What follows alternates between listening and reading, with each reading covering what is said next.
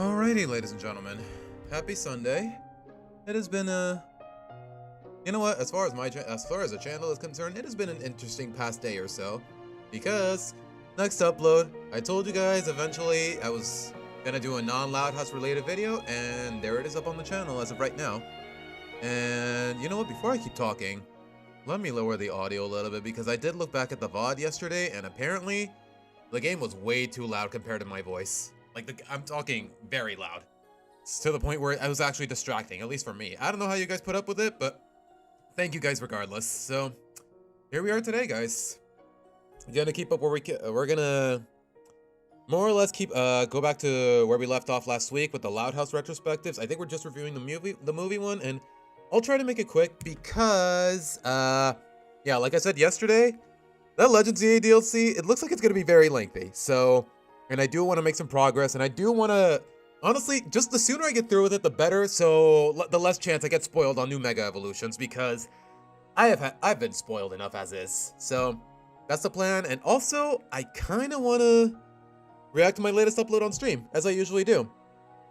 Is it season 3? No, we already did season 3, I believe, about 2 weeks ago, Adam. The ball should be in my laptop if you want to check it out. But alright, guys. Let's see. Okay, there we go. Oh my goodness, I love this theme, man. Would I say my favorite track in all of Kingdom Hearts? Arguably. I really haven't thought about it just that much. But alright, guys. Here we are, back with the homie, Karate Kid SMW. Can I just call him Karate Kid, or maybe just Karate? Okay, why did I say that like SpongeBob? Karate! Okay, I'll stop. Sorry guys, I got a lot of pent-up energy, to say the least. Like, I don't know. I woke up at around 6 a.m. I had some scrambled eggs with turkey and oatmeal for breakfast. I basically finished uploading before, during, and after breakfast. I finished editing and I uploaded. Now, honestly, the copyright risks, they were definitely getting to me because this video was definitely teetering with copyrighted material, more or less. Well, not material, it's just, there was a couple seconds here where I definitely took something that if I played it long enough, I would definitely get a copyright claim or maybe a strike. But I did all the checks before publishing, and it turns out I'm good. It's alright, guys. Let's get to, you know what, let's react to my video first. And then, you know what, I'll try to be brief about it, and I kind of have to. And honestly, the video's not that long to begin with, but y'all already know how it goes. Every time I upload, especially on Sundays, I just love reacting to it on stream and giving myself some perspective, give the audience some perspective, and really just self-reflect in the grand scheme of things. Wait a minute, is the mic even on? Yeah, I did season 4 last time. We're doing the retrospective of the movie, like we discussed. Given how I've actually never used that acronym before. KPDH will get a sequel and more. Do you think it could work, or it should have stayed as a standalone movie? Definitely as a standalone movie. Like, it has a couple plot holes, and the world building is a little flimsy, but a full-blown sequel, I don't know how it's gonna play out. Like, the Demon King has been more or less purged. They sealed the Honmoon. I don't know. Okay, no spoilers for anyone who hasn't seen the film. Also, Tails, thank you for liking the video. Those of you that haven't already, do me a favor and support the channel and hit the like, at least if you're into the content. This in particular. I'm not forcing you, I'm just encouraging it. And you know what? Let me check the audio levels before I start listening and running my mouth. Well, guys, it's been a while since I last reviewed a film. Okay, compared to me, straight up piqued my interest. Yeah, is what I would say if I didn't write the script before making this video. Fourth wall break inside a fourth wall break. That's like 16 walls. Okay, I can see how this might confuse some people. Long story short, the script for this video was finished before I even started writing the script for the No Time to Spy review. That's really all there is to it. So, and honestly, I was just too lazy to record I was just more or less just too lazy to completely edit the opening line. So I thought it'd be funnier to just implement this instead. Although in this case, and I have noticed from some comments complaining, oh my gosh, the TV transition sound is so annoying, it's so obnoxious, but on one hand, I don't care, but on the other hand, I did want to change it eventually anyways. I take it with a bit of irony because, well, do me a favor and read this title with a straight face. And yes, it is the Ice Beam sound from Generation 3. And honestly, I love it. I still, to this day, like the fact that sound in particular is still just etched in my head. Just the like, I don't know. Yeah, when it comes to their original content and my personal preference, Netflix and I don't really go hand in hand. That's at that one time we did. Yo, yo, yo! Okay, anyone else in this chat have actually watched Hilda? Just out of curiosity, because I don't know. It definitely, when I first started watching it in college, it definitely gave that Gravity Falls vibes. I know it's based on a visual novel from, like, I don't know, the early 2000s, but still. And also the credits theme is really catchy, so I just felt like making a joke about it. And at first, this film was definitely no different. Just the title alone, K-pop Demon Hunters, teeters between enjoyably silly to absurd pandering. I'll be honest, guys, there's a reason. This movie came out in June. We're in December. There's a reason that if there was ever meant to be a review of mine of this film, there's a reason we don't get it until now, because I had a really hard time taking this film seriously, just from the promotional material, the fact that the guys who animated Spider-Verse are in charge of this film. Like, is this really what we're gonna do? Is this really what we're doing? Like, I don't know, man. It's about as ridiculous as Kiss being undercover interdimensional superheroes in a Scooby-Doo crossover. Wait, that actually happened? Okay, it's about... Yep, Scooby-Doo meets Kiss. Not a joke. Look it up. Don't know what business they have crossing over, but it's there. As silly as a crossover between Disney and Final Fantasy? No, wait, that happened too. And I'm actually a big fan of it. Okay, fair enough. More or less, guys. More or less. Like, I said I had a hard time taking this film seriously, but this is coming from the Kingdom Hearts fan, so it would make me a little hypocritical if I didn't at least give it a chance, more or less. And well, here we are now. Funnily enough, I already made a tier list to all the new megas. Well, Swampsuit, don't you dare publish... Okay, if you're gonna publish it in Discord, put a spoiler filter. That's all I can tell you, man. Because I basically got spoiled on all of them, or wanted to be spoiled, because you're not buying it? Ah, man. Well, it's a little different for me. Never seen Hilda? Guys, check out Hilda. It's probably the least problematic and wholesome show Netflix has ever had, to say the least. It can get a little preachy here and there, but I think it's very charming and very gentle. That's just me, though. I don't know about you guys, but K-pop has never really been my thing, and it's always felt like a fad that really should have fallen into obscurity by now. Everything I did happen to listen to never felt catchy, and the genre just felt uninspired and oversaturated. But hey, as a lifelong fan of a hybrid franchise that sounded disastrous on paper... Yeah. The guy who plays the RPG with Disney and Final Fantasy characters can't hear out the K-pop movie. Like, yeah, it would be hypocritical on my end. I wanted to believe that this film was successful for some semblance of a good reason, so here we are. Okay, successful might be an understatement. And yeah, honestly, did this film deserve to be that successful? In the span of barely half a year, it's the most popular film Netflix has ever had.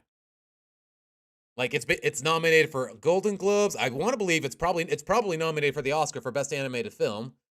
Like, I don't know, it's just trending everywhere, even here in Mexico. Like, ice cream trucks and whatnot, they love using K-pop Demon Hunters music. Like, I remember back during Halloween, I heard an ice cream truck playing frickin' Soda Pop. Like, it really has made its way throughout a lot of North American culture, to say the least. Because I already angered. Like, the amount of Halloween costumes, the music, like, it has just been I want to say at the minimum, a continental phenomenon. One toxic subdivision of the internet, so what do I have to lose with another, like, K-pop stance? That is true. Scooby-Doo did meet John Cena, but I feel like Kiss is definitely on a league of its own in terms of crossing over with Scooby-Doo. Lord, watch over me. Okay, to be honest, though, I hate to seem so conceited laughing at my own jokes, but to be honest, guys, K-pop stans, the Loud House fans, they are notorious for just being creepy, toxic, or both. So, can y'all blame me for being a little concerned for my well-being, considering my opinions in this video? That's all I'm saying. K-pop stans. Lord, watch over me. Ironically, with that being said, though, the music is memorable. Well, most of it. We'll get to that. I will say this, though. Hold on. Part of me is just really giddy at the fact that I was able to use Jacinta's theme, and it more or less does fit the context of the video, because honestly, it still slaps. Would I say it's my favorite theme in all Legend ZA? Probably, but the DLC might change that. We'll have to wait and see. With that being said, though, the music is memorable. Well, most of it. We'll get to that. And yeah, this is probably the most enjoyable animated film of the year. From the studio that brought us the Spider-Verse trilogy. No, wait, third one got delayed again. Oh, come on! Yeah. How many times has it been delayed? And apparently it's dropping... Did they say June 25th? Because that's my birthday. And honestly, I don't know. I got a couple gripes with it here and there, and I think they're a little overhyped, but I do want to see how the story ends, just because it's very engaging. So, even though ironically, in the comics, Miles Morales, Spider-Woman, Spider-Gwen, apparently they're really boring characters, but in terms of the movies, like, I don't know, it's a very engaging story, and I do want to see how it ends.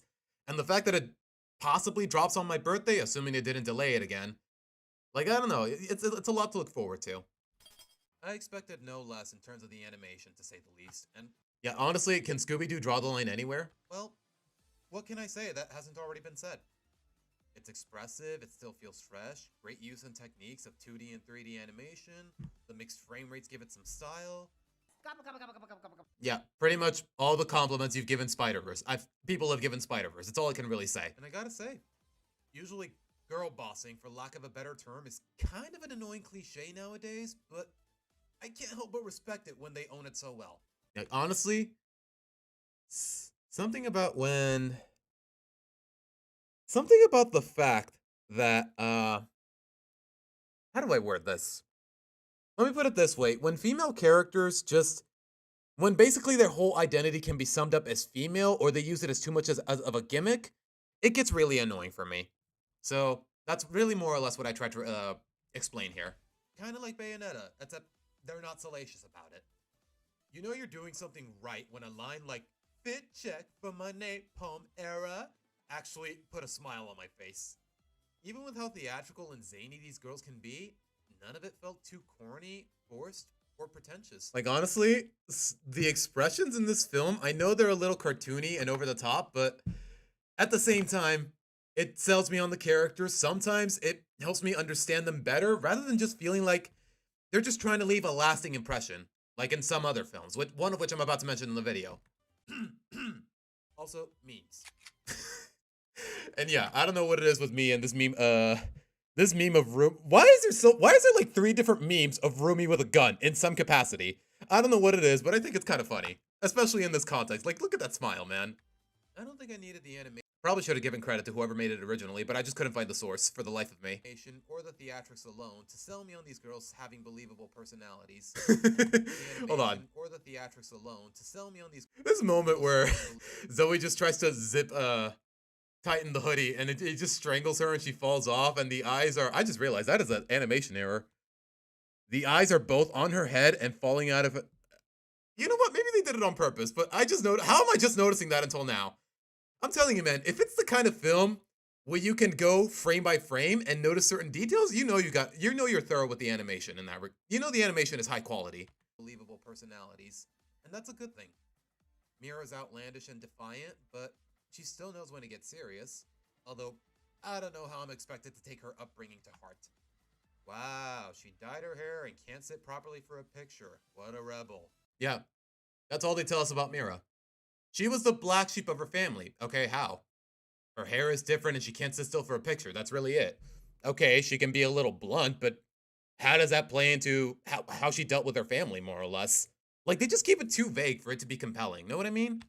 At the very least, it's still funny when it's trying to be. Zoe's cheerful and optimistic, but she can still read the room, and that just adds to her character. Eagerness to please. Maybe a little too eager. What? You guys would tell me if I was really like that, right? Yeah, but honestly, this one simple moment, it sold me on Zoe's character for whatever it might be worth. Like I say in the video, Rumi took too much priority, but yeah, Zoe's my favorite of the 3. Would I say it's not even close? It kind of is close. I like all 3 of them. I don't hate one in particular. Admittedly, though, whatever character arc was meant for these 2, you can just tell that Rumi took too much priority. Yeah, by a mile. It's not even close. Like when Mira and Zoe are in the demon trance, like near the end, before they play your idol, and they're like, "You'll never have a family. You'll never have real friends." Like, I don't know. Those kinds of demons, no pun intended, they just didn't feel earned. it's still funny to think entering 2025, I thought the big boys would be Superman and Fantastic Four, but yeah, they did not. Those two films, for having such iconic characters, let me just put it this way. They did not pull in the numbers that Disney and Warner Brothers were hoping for. Or rather Disney and James Gunn, more or less. I get more or less. So yeah, and ironically, yeah, the most successful animated films of the years were this and also the Demon Slayer film. Have I seen the cut content? Tales? I am more or less completely unfamiliar with the cut content. And yeah, I really have no means to access it. The gun meme is a redo of Hypnotize Judy Neutron with a gun meme. Really? But alright. Speaking of which, she's confident and perceptive. Yeah, Sony is either a Sony movie completely sucks, or it's some of the best you've ever seen in a while. Like, there's really no in between. But she still has some very noteworthy vulnerabilities. It's just nice to see that the film actually takes its time humanizing the girls through their bond as friends, and ironically, through their presentation. Because if there's one thing I know about the K-pop industry, it's how dehumanizing it tends to be. On that note, Bobby's character is the most unrealistic part of the film. Moving on.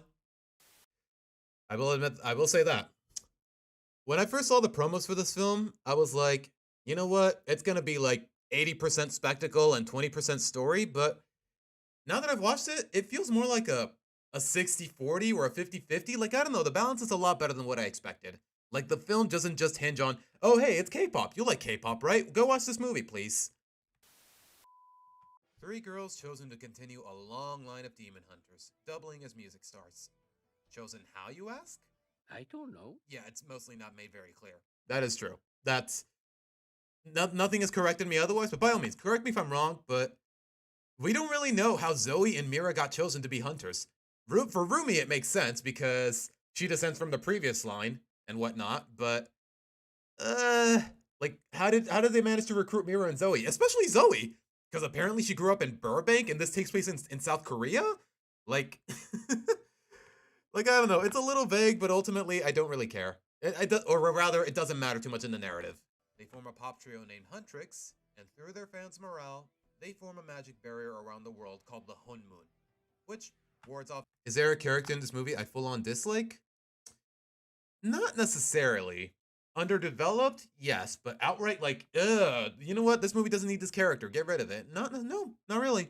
Like, honestly, in terms of important characters or characters important to the plot, there's no particular... It's not like with the Loud House where it's too... like, the cast is pretty small. Like, the main cast is minimal, to say the least. We got the trio, we got Jinyu, we got Gima, and more or less, that's really all you need. The rest of the Saja boys, they're just your run-of-the-mill demons conspiring with Jinyu. And everyone else? Are they really worth mentioning? Okay, there's also Celine, but again, hardly worth mentioning because she only has, like, what, 2 minutes of screen time? Demons from access to the human realm. Mostly. What happens to the demons that sneak through? They try sucking any soul in sight. So the hunters, as they're called, do exactly what their title implies. That is a face that says, I've killed your kind before, and I enjoyed it. Again, yeah, Zoe is my favorite, and I think this one shot of her smiling sadistically was all it took. Like, I don't know. Underneath all that cheerfulness, all that turtle fascination, she is a cold-blooded killer. Okay, I'm exaggerating, but you know what I mean. That is a face that says, I've killed your kind before, and I enjoyed it. Meanwhile, their music has gotten so prominent that the barrier is going gold soon, zoning off all demons permanently. As for what happens to, say, half-demons such as Rumi herself, well, we might just find out since she hopes to keep that secret afterwards, spurred on by basically her whole upbringing, and it shows. There's a couple of flashbacks, but her behavior adds up well enough anyways. She's a workaholic, she's never set foot in a bathhouse against her friend's wishes. Oh, and for some... Okay, I will say this. Well, you could probably make it so that you didn't need the flashbacks with Celine to understand what Rumi is going through, to understand her feelings, more or less. Like, I get it, it's essential exposition, especially... But ultimately... You almost don't need it. That's my point. For some reason, being half-demon screws with her singing voice. What? Okay, either I'm missing something, or it's not really made clear why. metaphorically. Yeah, Hilda, I've actually did look at his did watch his review on stream a couple months ago. I guess it makes sense, but literally? I don't get it. Maybe like the idea is that oh, Rumi's patterns are growing. Oh, and that's screwing with the singing voice. Like that's it? That's all it takes? How do we why would demon patterns screw with a singing voice of all things? Like okay, it's just way too vague. I'm too much of a lore junkie, but and also, apparently, Rumi's voice works normally, like throughout most of the film anyways. Now I kind of see why I had a hard time getting into this film at first. The premise was a little too silly to where, like, it just combines an idea that's so over the top with something that's basic as K-pop. So, yeah, the contrast, it doesn't work too well in execution. It might sound fun on paper, but upon execution, it can definitely be a little flimsy, and this is one of those moments where that definitely happened. The lore doesn't match its tone, and when it tries to contrast, we got a few plot holes. The world building is noticeably unfocused, but to be fair, this is the kind of film that obviously has bigger priorities. Yeah, ultimately, telling a good story is one thing, and they more or less pull it off, but ultimately, what people remember most is the freaking music, myself included. Like, I got like 3 of them in my Spotify playlist. Priorities I'd love to talk about in detail, but, you know. Genuinely, guys, if I could get away with being a little more thorough talking about the songs, like, I would definitely have to play a lot of clips from it, and that would definitely get me copyright claimed or a strike. So, how do the demons plan on preventing this golden honeymoon? Well, this brief moment 10 minutes in is exactly when I realized that I should take this film a little less seriously.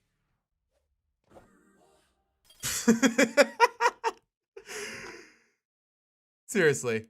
That's all it took. That's really all it took. That happens what at the 11-minute mark, and I'm like, yeah, okay, I'm not meant to take this film that seriously. It's not that deep, bro. Like, lighten up a little. You know what? In fact, play it again. I should take this film a little less seriously. It's so pretentious, but in all the right ways, man. Like, you just know it's meant to come off as silly. Yeah. And also, I kind of have a soft spot for NSYNC and the Backstreet Boys, so maybe they just hit too close to home. A group of demons form a competing boy band called the Saja Boys in hopes of stealing the fans and, by extension, weakening the barrier. How did this group manage to rise to prominence in literally just a few days? Who knows, but I could say the same for K-pop in general. Heyo! Yeah, to be honest, guys, K-pop stans still notorious for their toxicity, to say the least, so yeah, I wouldn't be surprised if I got a bit of backlash for talking smack like that. Who knows, but I could say the same for K-pop in general. Heyo! As for their first song, well, someone has to be the one to say it. Soda pop is generic, it's overplayed, it's cliche, and it's just downright annoying. I'm talking Let It Go 2013 levels of annoying. Honestly, you could arguably make the case that that title goes to Golden, but to me, Soda Pop is the one that just doesn't get out of my head, and not necessarily in a fun way. Especially here in Mexico. But then it hit me. And like I said, in my neighborhood, there's been ice cream trucks that play Soda Pop. Like, it's genuinely that annoying, especially with how loud the trucks are. This song was written and performed by literal demons as part of an effort to end the world. Am I the only one that thinks that this movie's plot is predictable? Adam, in some capacities, yeah. Like, more, like, the plot, if it's being predictable is one thing. But as I say, it's not the journey is the destination. Like, yeah, you know it's gonna end. You know it's gonna have a happy. You know more or less how it's gonna end. You know it's gonna have a happy ending. But part of the thrill, and I didn't come to realize this until I more or less started doing more and more film reviews and being a critic. Part of the joy of watching animation and whatnot, at least as you get older and by extension more cynical, is just understanding the process rather than just fixating on the conclusion, more or less. Because once in a blue moon, you gotta get a film that's supposed to have a sad ending. Know what I mean? World. Not to mention, its lyrics are a euphemism for wanting to eat your soul. At the best of Rockstar Angel Catcher Swamp Soup. Y'all are silly. I mean that as a compliment, but y'all are silly. Times, I'm supposed to hate it. Okay, you know what? I'm gonna go back a little because I'm talking too much. End the world. Not to mention, its lyrics are a euphemism for wanting to eat your soul. At the best of times, I'm supposed to hate it. Yeah. I'm supposed to dislike the Soulja Boys. Like, all the lyrics, the performance, everything. They're literally trying to end the world with it. So yeah, screw those guys. The song is supposed to be annoying. It's supposed to be catchy, more or less. Seriously, the choreo is so generic, you could almost put any song over it and it would fit. Case in point. Like, I was honestly surprised, guys. And y'all can thank Boot for putting this idea in my head. Like, the fact that Shadow the Hedgehog's theme goes perfectly with the choreo for a K-pop Demon Hunters song. Like, what does that tell you about how generic the whole dance is and whatnot? Like, the demons did their research. They're being generic on purpose, and you know what? Just like with K-pop in general, people are eating it up. And a personal favorite of a friend of mine.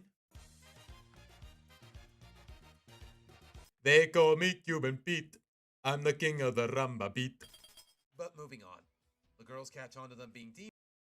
Like, seriously, it's crazy how flexible that it was. Or by flexible, I should say generic. Because, you know, patterns. And, well...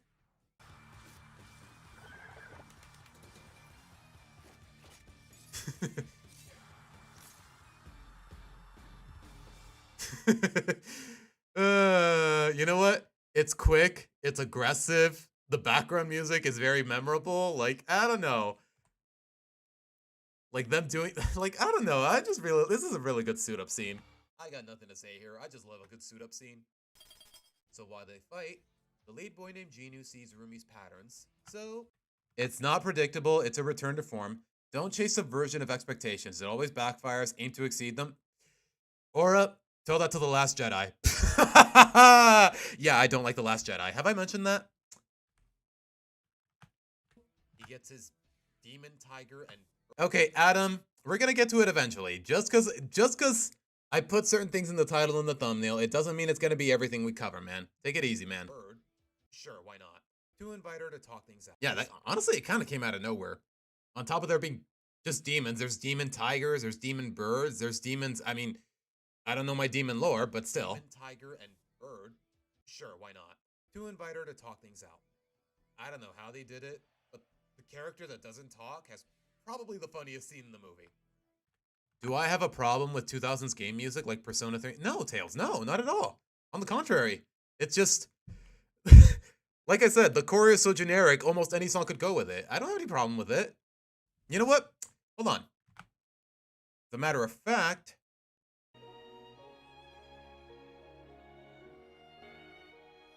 Like, dude.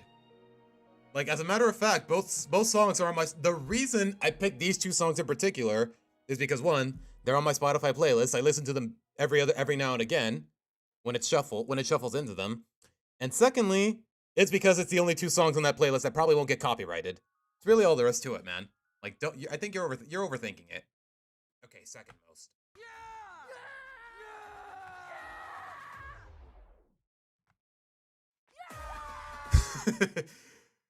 I know it's exaggerative, but yeah, I still think this is the funniest scene in the movie. Like, I don't know.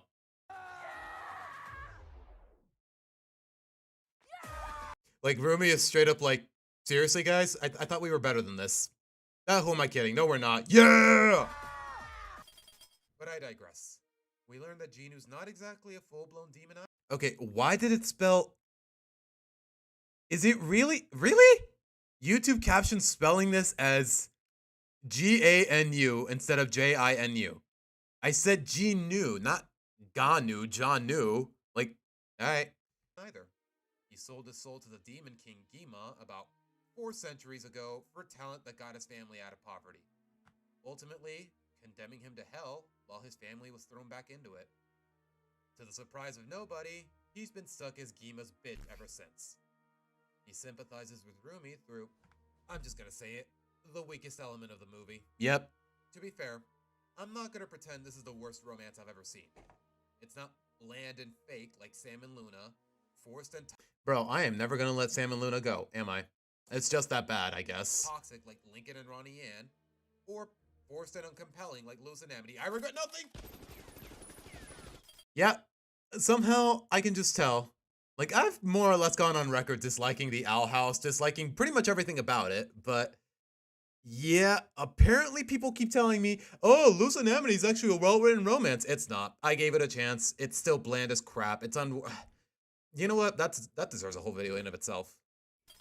Look, it's one thing when you connect with someone out of resonance or respect, to say the least, but after 400 years of damnation, I'd say Jinu's more so just relieved and grateful that Rumi broke Gima's influence than he ever was infatuated with her. Like, honestly, I guess they were trying to go for some sort of Beauty and the Beast scenario where, oh wow, this girl can set me free, but one, Beauty and the Beast is already questionable enough in that regard.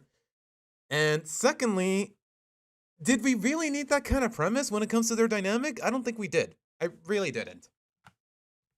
If at all. The bond is one thing and it makes for a couple good laughs, but like yeah, the fans shipping them just because they're sitting next to each other. Like yeah, typical fandom reaction. Not a very healthy reaction, but you know what? We can laugh about it. It's a movie. It's fiction. Passing this off as romantic is kind of a detriment in this context. Do I have more relationships I dislike in fiction? Arnold and Helga, Swampsuit. There's another one that I didn't really mention. Or Chowder and Panini, Arnold and Helga. Let's see.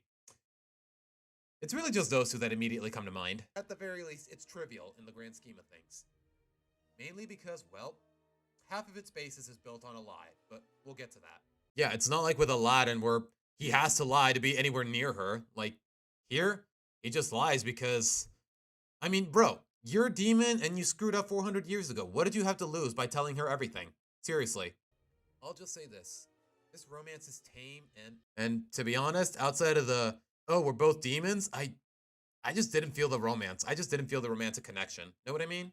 It holds the most forgettable song in the movie. And yeah, Free is... I'm not even kidding, guys. I did not remember... Like, keep in mind, when it comes to the rest of the songs in the film, you immediately know what they're called. How it's done. Golden. What it sounds like. They more or less do give away the title effectively. They convey the title effectively enough throughout the lyrics. But here, with Free, I didn't even know what it was called for the life of me, if without outside help.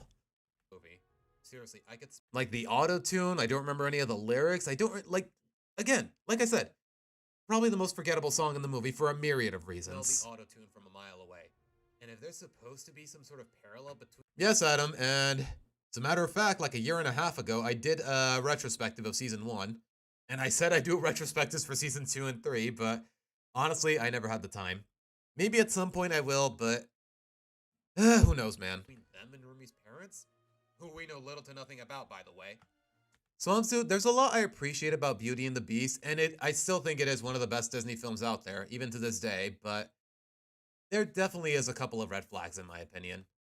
Not to the where I think it's a bad movie or it undermines its quality, but I do have a few gripes with it. It just makes it even more awkward. Rumi could just as easily be doing what she does for him and vice versa out of platonic sympathy, and not much would change in the overall narrative. It almost feels like you could cut any romantic subtext between these two out of the film, even in the genuinely heartfelt moments. Like, yeah. Like, think about it, guys. Ultimately, the reason Jinu sacrifices himself in the end is just to help Rumi out. Not because he likes her, just because he finally has an opportunity to do something right, to do something selfless that isn't just for his own benefit. And you still... Because... It can't be for his own benefit because it's gonna kill him, you know? Wouldn't miss much, except maybe at the end. And speaking of Jinu, some of his moments feel a... Okay, now the captions are spelling it as G-U. Okay, sure, man, go off. Little unrealistic for a guy who's been around for centuries. I get that they're trying to humanize him since he's technically human, but some of his moments just come off as too silly to give that vibe completely. Like, yeah, you are 400 years old. Why are you... What? Do I really expect a guy who's over 400 years old to literally go tee-hee-hee-hee-hee? Because he straight up does. Some of his moments just come off as too silly to give that vibe completely. At least sometimes it was really funny anyways. But first, I want to talk about those pants. Teddy bears and choo-choo trains? Really? Yeah, she's like, what, 22 and that's what you're wearing? I mean, if it was my girl, I wouldn't hold it against her, but still. And yeah, again, he's been around how long? I don't think this is the kind of person who would make those kinds of jokes. Realistically speaking. I made the tiger, but the bird keeps taking it. I mean, yeah, he is allowed to be around on Earth, but presumably just to take souls and whatnot, not to actually study the culture or analyze it or get to know the people more or less. Like, I don't know. He really wouldn't have any means to develop that sense of humor. Know what I mean? But anywho, he agrees to help against the demons, but then Majin Vegeta Rumi memes? Okay, why does that sound? Okay, that's actually pretty fire, Aura. Somebody make fan art of that, please. Ema reminds him about exactly what happened all those years ago. He never shared his fame and wealth with his family, and he didn't tell that to Rumi until, well, he betrays her too, believing that redemption is beyond his reach because he's ultimately doing this just for himself. Like I said, just like with them. Rumi is exposed as a half-demon as a result. That is a really cool shot. Like, just the flames leaking out of her arms along with the patterns. Like, I don't know. It's so uncomfortable, but in all the right ways. Realizing that if she had come clean to her friends sooner instead of just stacking red flags throughout the movie. Yeah. Like, I don't know, but something about the lyric, I don't know why I didn't trust you to be on my side. Like, that definitely hit. That just hit all the right notes. No pun intended. If she had come clean to her friends sooner instead of just stacking red flags throughout the movie, most of this mess wouldn't have happened. Tails, if you don't mind me asking, how old are you? You don't have to answer that if you don't want to, but... So, Huntrix falls apart, Genu and his boy posse put the people in a trance, and give one final and not so subtle performance. Seriously, they are literally dressed as Korean Grim Reapers and... Oh. Yeah, I was about to say, are Korean people not familiar with their own folklore? Like, as a Mexican, I am familiar with La Chupacabra and La Llorona. Like, do they just not know what La Muerte, like, what the Grim Reaper is in their culture? Like, they're dressed as them? I get that they're in a trance, but still, it's a little too on the nose. But that's kind of the point. And also, the fact that they had, they are literally dressed as Korean Grim Reapers, and they are literally called Saja, and they call themselves Saja Boys, which means lion in Korean. Like, I don't know. I just thought it was a little bit of fun trivia.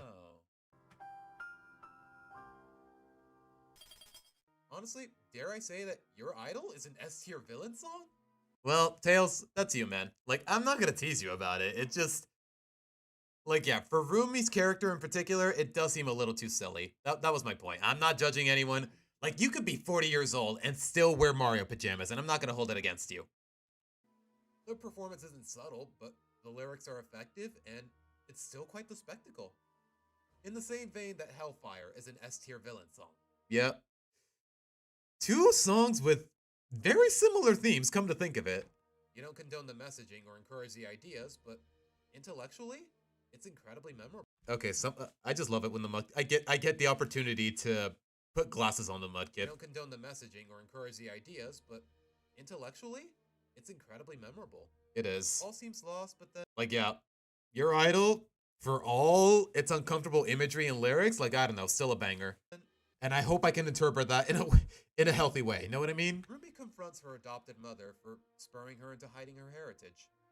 The moment feels kind of rushed. Celine's motivations are... That's a thing, Aura? I mean, you're the Warner Brothers expert, more or less, so I honestly never heard about it. Still a little vague, but at least it's all understood well enough. Like, yeah, I get it. She was in the previous line of hunters. She hates demons. She kills them, more or less, to protect the world. And apparently, one of her best friends got with one? Like, I don't know. Like, they just keep it as too much of a mystery for Celine's hardcore prejudice to be compelling. Know what I mean? And also with the current line, and also with Huntrix, but that's besides, but we'll get to that. Through her emotional turmoil, though, Rumi realizes that maybe there's a better way to go at things. Maybe life gets easier when we're a little more honest with Oh, I love this music. Xenoblade Chronicles music, my beloved. Ourselves. Our shame, our mistakes, our misguided choices. I'm not gonna lie, guys, I did get a little emotional as I was writing these lines from the past couple, for the last couple of minutes, or at least this segment. Our demons, no pun intended. They're there. We're only human. We're bound to make mistakes, both big and small, like Genu, or in Rumi's case, we're bound to put up with things we didn't ask for. Yeah. Human nature, sin nature, however you want to interpret it. We're only human. In the best of circumstances, we feel bad about it at first. But in time and with a heart in the right place, we move past it and it won't define us anymore.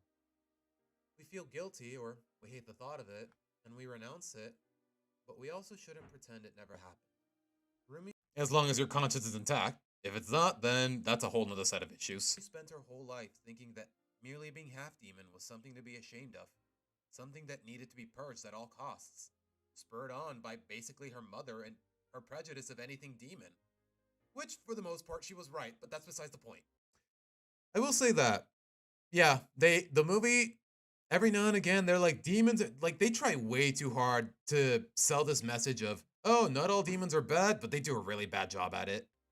So when all that repression comes crashing down in the worst of ways, Rumi confronts Aileen about how she didn't love all of her, realizing that it's part of what she is, but it never had to be part of who she is. Coming clean soon enough to at least the two people she probably could have trusted with this would have definitely saved her a lot of trouble. Like, yeah, imagine if a couple months ago in the storyline, Rumi was like, there's something I gotta tell you guys. I'm still a hunter, I'm still gonna kill demons, and my goal is to make the Hun Moon go gold, just like with you guys. But I'm also half demon myself. Like, was it really gonna be that complicated? Like, I don't know, you think as an adult, you think she's supposed to be in like her early 20s, you think she would be mature enough to understand that maybe Celine was in the wrong and that she can make her own choices in that regard, but in most capacities, I can still understand where she's coming from. Namely, then turning on her, which is what she feared the most. Oh, yeah. This one moment where Mira raises her lance and you hear like a melancholy version of Golden in the background. I think it was like da da da da da da da da. Like, dang. Like, they really struck every chord with that one moment. Namely, then turning on her, which is what she feared the most, and not to mention save a lot of other lives. Yeah, side note, this film has an insanely high body count. Okay, to be fair, Aura, Zuko's is a lot more extreme. Zuko's is a lot more extreme. Like with Celine, she was misguided, but Ozai was straight up abusive.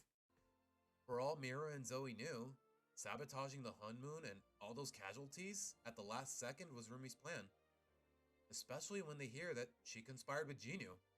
So, like, yeah, as soon as they hear, oh, I was working with Jinyu, like, what do you expect them to, what impression do you expect them out of them? Like, you lied about your patterns, you kept a secret about working with one of the Saja boys, your sworn enemies, more or less?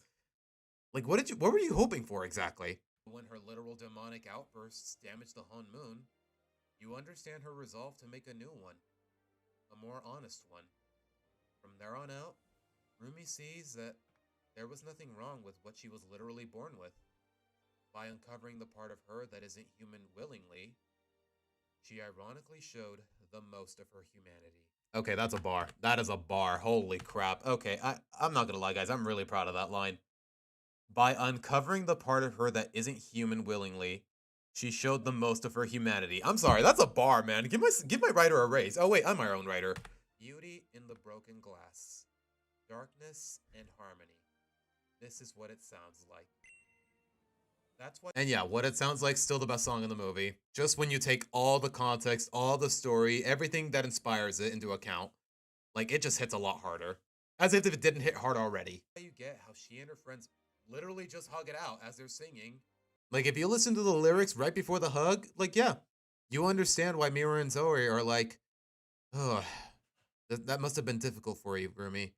Like, I'm sorry we turned against you. It's okay. It's okay. Like, it's honestly crazy how they're conveying so much emotion and dynamics with and without dialogue, if that makes any sense. And how Jinyu was so moved that he takes Gima's blast. And then it hit me. Souls being touched by their music, their singing, and what's being sung is the biggest counter to demons there is. And that's established from the very beginning of the movie. So, moving a soul that's been locked in damnation for 400 years? Like, yeah. He has been jaded for how long, and he finally found something that actually moved him? Yeah. You would expect the power of that soul to be more or less overpowered. Know what I mean? Probably would be. It's like Gima basically set himself up for his own demise, and you know what? That's poetry. Strong enough to help fight the Demon King. Honestly, this messaging is already so strong that I almost don't get why the plot sometimes fixates on this whole demon racism allegory half the time. Uh-huh. But its other morals are already so much more nuanced than that, and less preachy. Not to mention, and dare I say it, the prejudice is mostly justified. In terms of outlier demons, Jinu's just a condemned soul. Uh-huh. Rumi was just born from one. Literally just those two anecdotes. We don't know anything about Rumi's dad. We don't bump into any other demon that might actually have the same troubles that either of them do. Like the rest of them, so far, either they're too far gone, or they're just that evil. I don't know what to make of it. It's too vague for that kind of message to be compelling in any way. Okay, you know what? Let me detach the mic, guys, just so that. Oh, geez. Hold on, guys. Ugh. Let me detach the mic so I can actually look at chat while reacting to the video. Ugh. For some reason, it won't come off. There you go. Well, who knows? The movie doesn't tell us much about him. Was he a typical soul sucker, or was it also one of those devil's pack situations? Yeah. You mean to tell me that Rumi's mom got with one of those mindless jerks that just sucks any soul he sees in sight? Like, how did she manage to interact with him for so much as, 3 seconds without him doing something bad to her? Is the implication that... Okay, it might be a bit of a stretch, but is the implication that he assaulted her? Like, I'm not sure what to make of it. Like, it's just too vague to the point where any conclusion would make sense. You see why backstory and lore are so important here? Your not all demons are bad message is... Oh, it wasn't an earthquake aura. I was just moving the mic. Sorry. Just made all the more flawed. And yeah, we really needed more racism allegories in 2025. Yeah. Like, I can count the amount of films that have tackled this sort of subject and I'm going to need more than 2 hands to count the amount of films that have done that. And yeah, we really needed more. Fire Emblem Path of Radiance, Frozen 2, X-Men 97, X-Men in general, Power Rangers Time Force, yes really, Star, Zootopia, Who Framed Roger Rabbit, although I actually really like Who Framed Roger Rabbit, but that's besides the point. Aside from a couple anecdotes, there's really not enough evidence to support that idea, no matter how much the narrative insists on it. Demons are never nice. You're a demon. Demons don't feel anything. Is that what you Like, yeah. Oh, not all demons are bad. Demons are never nice. Like, I can see right through the irony. It still doesn't add up. That's all. Like, they're trying way too hard to sell that idea when you already have a decent message in the first already. All demons do. If hate could defeat Kima, I would have Like, some of these lines are just way too preachy, and it feels like they don't match the characters whatsoever. done it a long time ago. And I don't know what they're talking about here. Hate has done a pretty good job at stopping Gima. As a matter of fact, if you had joined them in their hatred, quote-unquote, the Hunmu would go gold, and no problem. Trust me. Hell, they probably could have formed some with the Soldier Boys, but outside of the songs, we never really see them interacting with each other. Like, honestly, it would have been so much more interesting if, now that the Soldier Boys have unlimited access to being on Earth, and they pretty much have to do something other than trying to suck souls, like, you would think they would actually become fond of the world or get humanized in an organic way, but no. Their screen time is very minimal outside of Jinyu. Other than Jinyu, they're just as rotten as... And yeah, this one moment where they threw away the bouquets after the signing, like, yeah, it tells me everything I needed to know. The rest anyways. The one person who probably would have learned the most out of this lousy messaging is absent for most of the film. Like, yeah, Celine, you just see her... she's the opening narration. Those 2 flashbacks that last like, 10 seconds? You see her at the end, and then you never see her again. No lesson learned, no nothing. Just Rumi giving her the middle finger and teleporting away, more or less. And we don't even see what becomes of her by the end. So now what? Any more outliers that the hunters should know about before locking the Hunmoon? Like, I guess they were trying to, especially during the takedown montage where Rumi is like, is Gima making you do this? Is Gima controlling you? And they just smile sadistically and then get killed by Mira and Zoe. Like, I guess they were trying, but I'm guessing the screen time was limited? I don't know. If it's going to be that limited, then why even bother with the idea in the first place, to be honest? Probably. Too bad. Enjoy staying in hell. So yeah, this film would have been a lot less cluttered with its ideas if it just stuck to its guns. But for the most part, those guns are still a solid and memorable film. Yeah, there's a reason it's a global phenomenon, more or less. K-pop Demon Hunters tries to be the best of both worlds. A charming spectacle and a meaningful story about understanding your shame. For the most part, it delivers. I laughed, I enjoyed what was there, and I connected with the character's struggles. Yeah. Rumi's whole character arc, it's got a couple inconsistencies, but at the same time, very admirable, very relatable, more or less. Although, it definitely performs better as a spectacle than a story. It misses the mark a few times with a lack of focus and consistency in its ideas, but all in all, this might be one of the most fun animated films I've seen in recent years. Yeah. To be honest, guys, I'm a full-time working adult, and most of my time off, I don't really have the time to, or the will, or really the attention span to watch a full-blown hour-and-a-half movie without enough dedication, to say the least. Oh my gosh, what does that say about me? Point is, yeah, I don't get a lot of chances to watch a full-blown movie, to say the least. Because keep in mind, guys, on weekends, I'm either editing, I'm either streaming, or I'm just trying to turn my brain off and enjoy the day. Like, I don't know. Ones I've seen as of late. And yeah, these two films, absolute gas. The Wild Robot, not bad. Transformers 1, probably the only Transformers movie I've ever liked. I can tell you guys that much. Because I was really indifferent towards this franchise until I saw Transformers 1. Megatron, goated villain. This is definitely the most unique, and I mean that in the best of ways. A seemingly showy, but ultimately respectable experience. And it's not entirely owed to its biggest selling point, which I think is a great... Yeah, or, I don't know either, to be honest. Like, I don't know. Like, I guess the fans just interpret it that way. Because the fake Mira and Zoe just disappeared, and it's just Rumi alone screaming and seemingly humiliated, but... Isn't the audience more so wondering, what the heck is going on? Why is Rumi like that? What are those marks on her arms? Because by the looks of it, they don't know what demons are. I sat down for the show, because these girls showed me.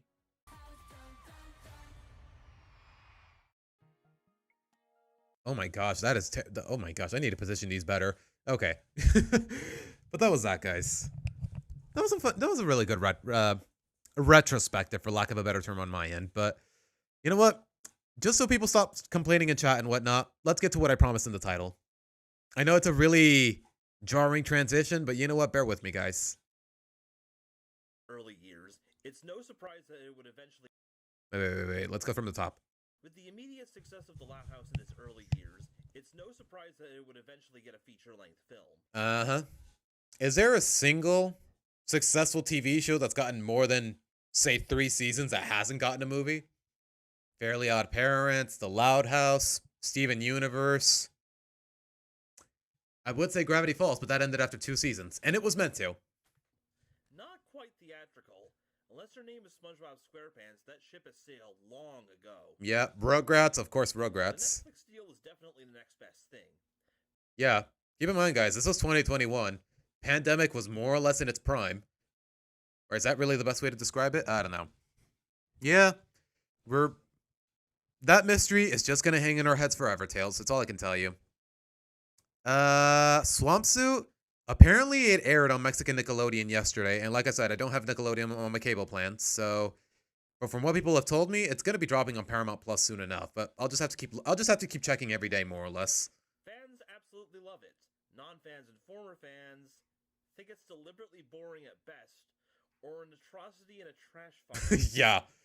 Let's just say the opinions on this movie, at least judging from YouTube thumbnails alone and whatnot, yeah, most people don't like it, and I can see why. Or at worst. Thus, most tend to brush it off. But does it deserve this reputation? It makes me sad to see how widespread this is. The movie actually served as my introduction to the series alongside Nickelodeon All-Star Brawl. Okay, yeah, you could have had a much healthier upbringing with this show, but it couldn't be helped, man. I don't blame you. And it still bothers me that they cut Lincoln from the sequel for Brawl. So it holds a special place. Uh-huh. So what makes this movie so special, especially for those who are already invested in Lincoln's story? if it's one thing that stands out from the get. Yeah, of course, Tails. I'm probably gonna once I get the word, I'm probably gonna announce it like a week ahead of time and whatnot.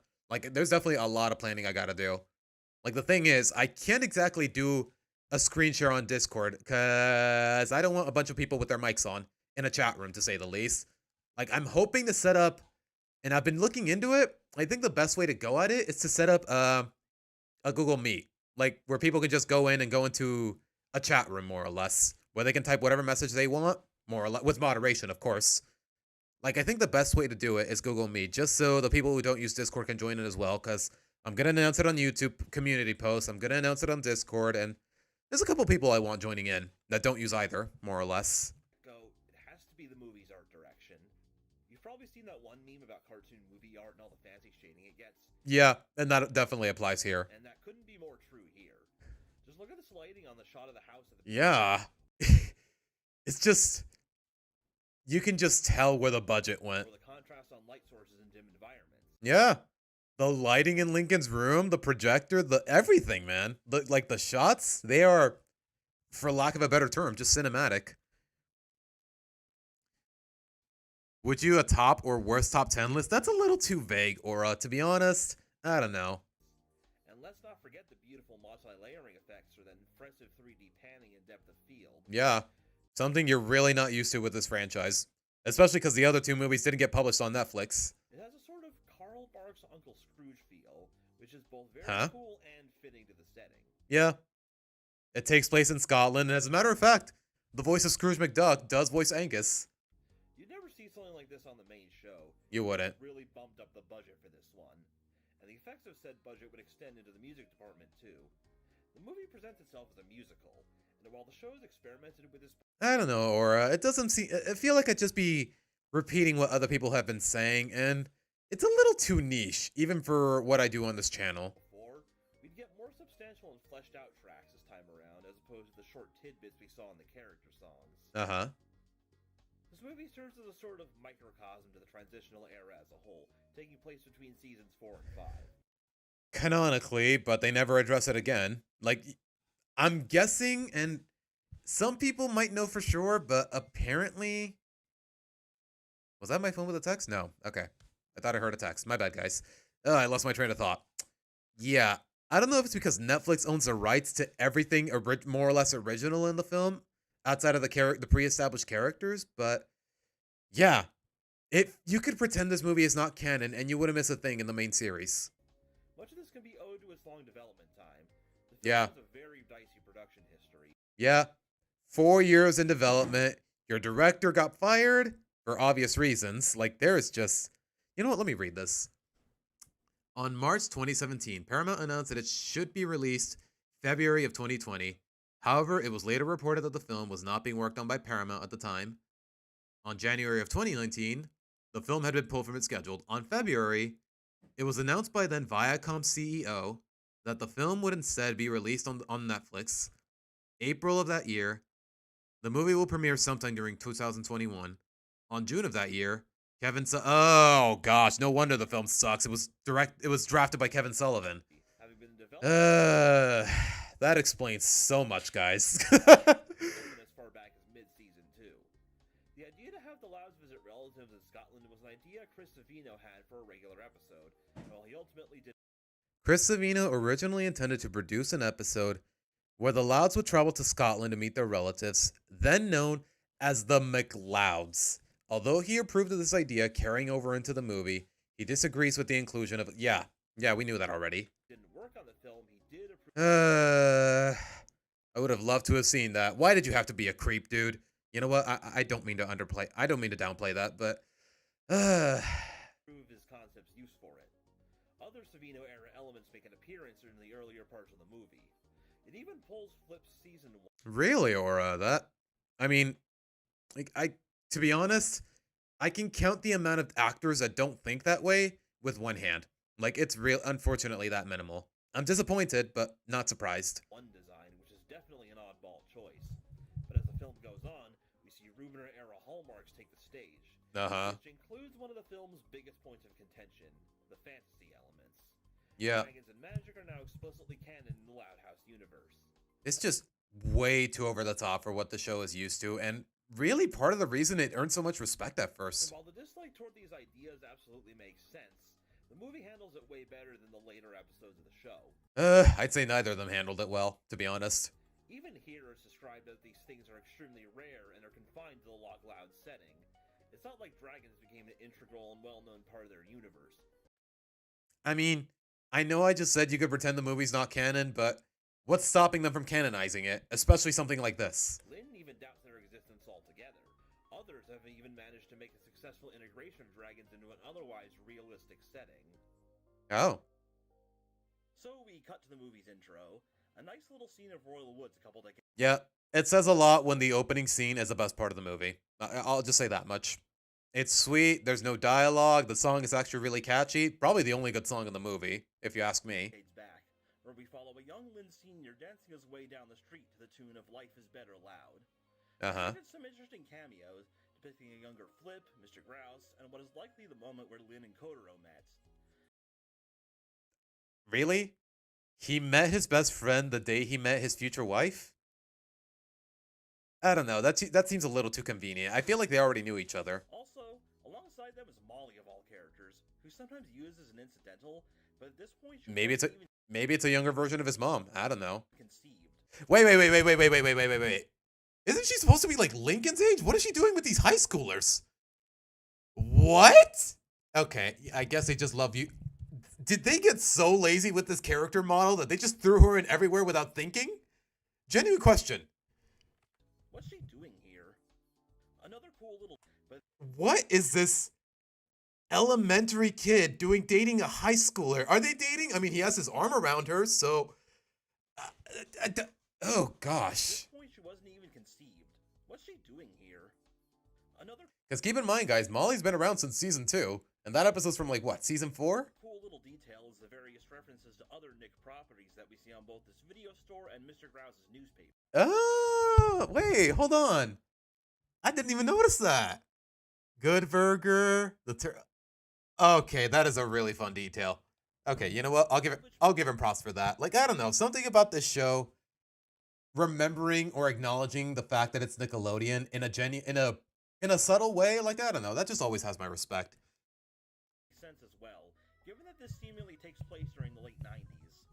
But something that really stands out is their attention to continuity. CoverGirls and Ella's for Love go into detail about how Lynn and Rita first met, Uh-huh. But they did completely change his outfit. and they hit all of the key points here. Yeah, they met on the street. She was a crossing guard. They went on a date at that British restaurant. Like, yeah, good on them for respecting the continuity. Rita used to be a crossing guard, she slipped love notes into Lynn's pocket, they had their first date at Bangers and Mosh. It's Uh-huh. here. So they tie the knot, and we get a cute little montage of each sibling joining the family one by one.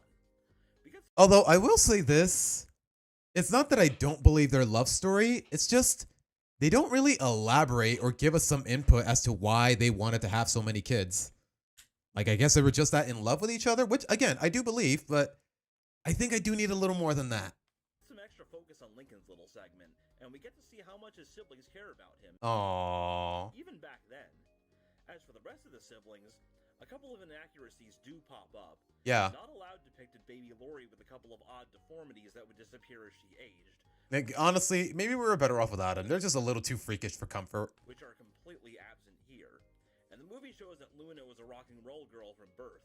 I mean, she's just playing with her dad's cowbell, not necessarily a rock and roll girl. Know what I mean? I think it could be interpreted either way. While we learned back in Four Bros About to Rock that she didn't adopt that identity until middle school. Yeah. Which is a shame, but ultimately That is contradictory. It's there. I can definitely see the continuity error. isn't a big deal. Though I do love how Lynn's hairline starts receding with every sibling born. Aww. That's the price of kids, guys. If you're a dad and you actually care, your hairline is gonna recede. No offense. Like, honestly, take it as a what's it called? A mark of honor? Something. I don't know how to describe it, but just know it's nothing to be ashamed of when you have a lot of kids and you're actually good at your job. That's a fun and clever little detail. As we make our way back to the present, What the heck is this shot? we get a scene of an early Saturday morning where Lincoln is giving Lily a presentation. It's a Aww. very show-don't-tell method of introducing Lincoln's character to newcomers, and we see his ingenuity and leadership skills in full display right from the get-go. Yeah, I will give credit for that. Even if you're unfamiliar with the show, the movie does convey his character well enough initially. Like at the very least with this segment with Lily. In this case, it's breakfast burrito morning, and Lincoln's teaching her how to beat the sibling rush to get her hands on them. Yeah, Aura, Lenny, and Cosmo, they would see eye to eye. The two have a lot of chemistry in this scene, evident that they share a close bond. Like, to be a bond that we really don't see a lot of in the main series, which kind of bothers me. I really wish we did see more of this. Back in Any Given Sunday, we see how much of the two are on the same wavelength, and it's nice to see those ideas continue in the movie. The sisters, of course, catch on to Lincoln's plan and are determined to get to the table themselves, but the duo shows some in-the-moment ingenuity, and when things go south again, Lily takes Lincoln's advice of always having a backup After keeping it, and you know what? I've talked about this before. It's disgusting. I'd rather not keep talking about it. Can we move on, please? plan.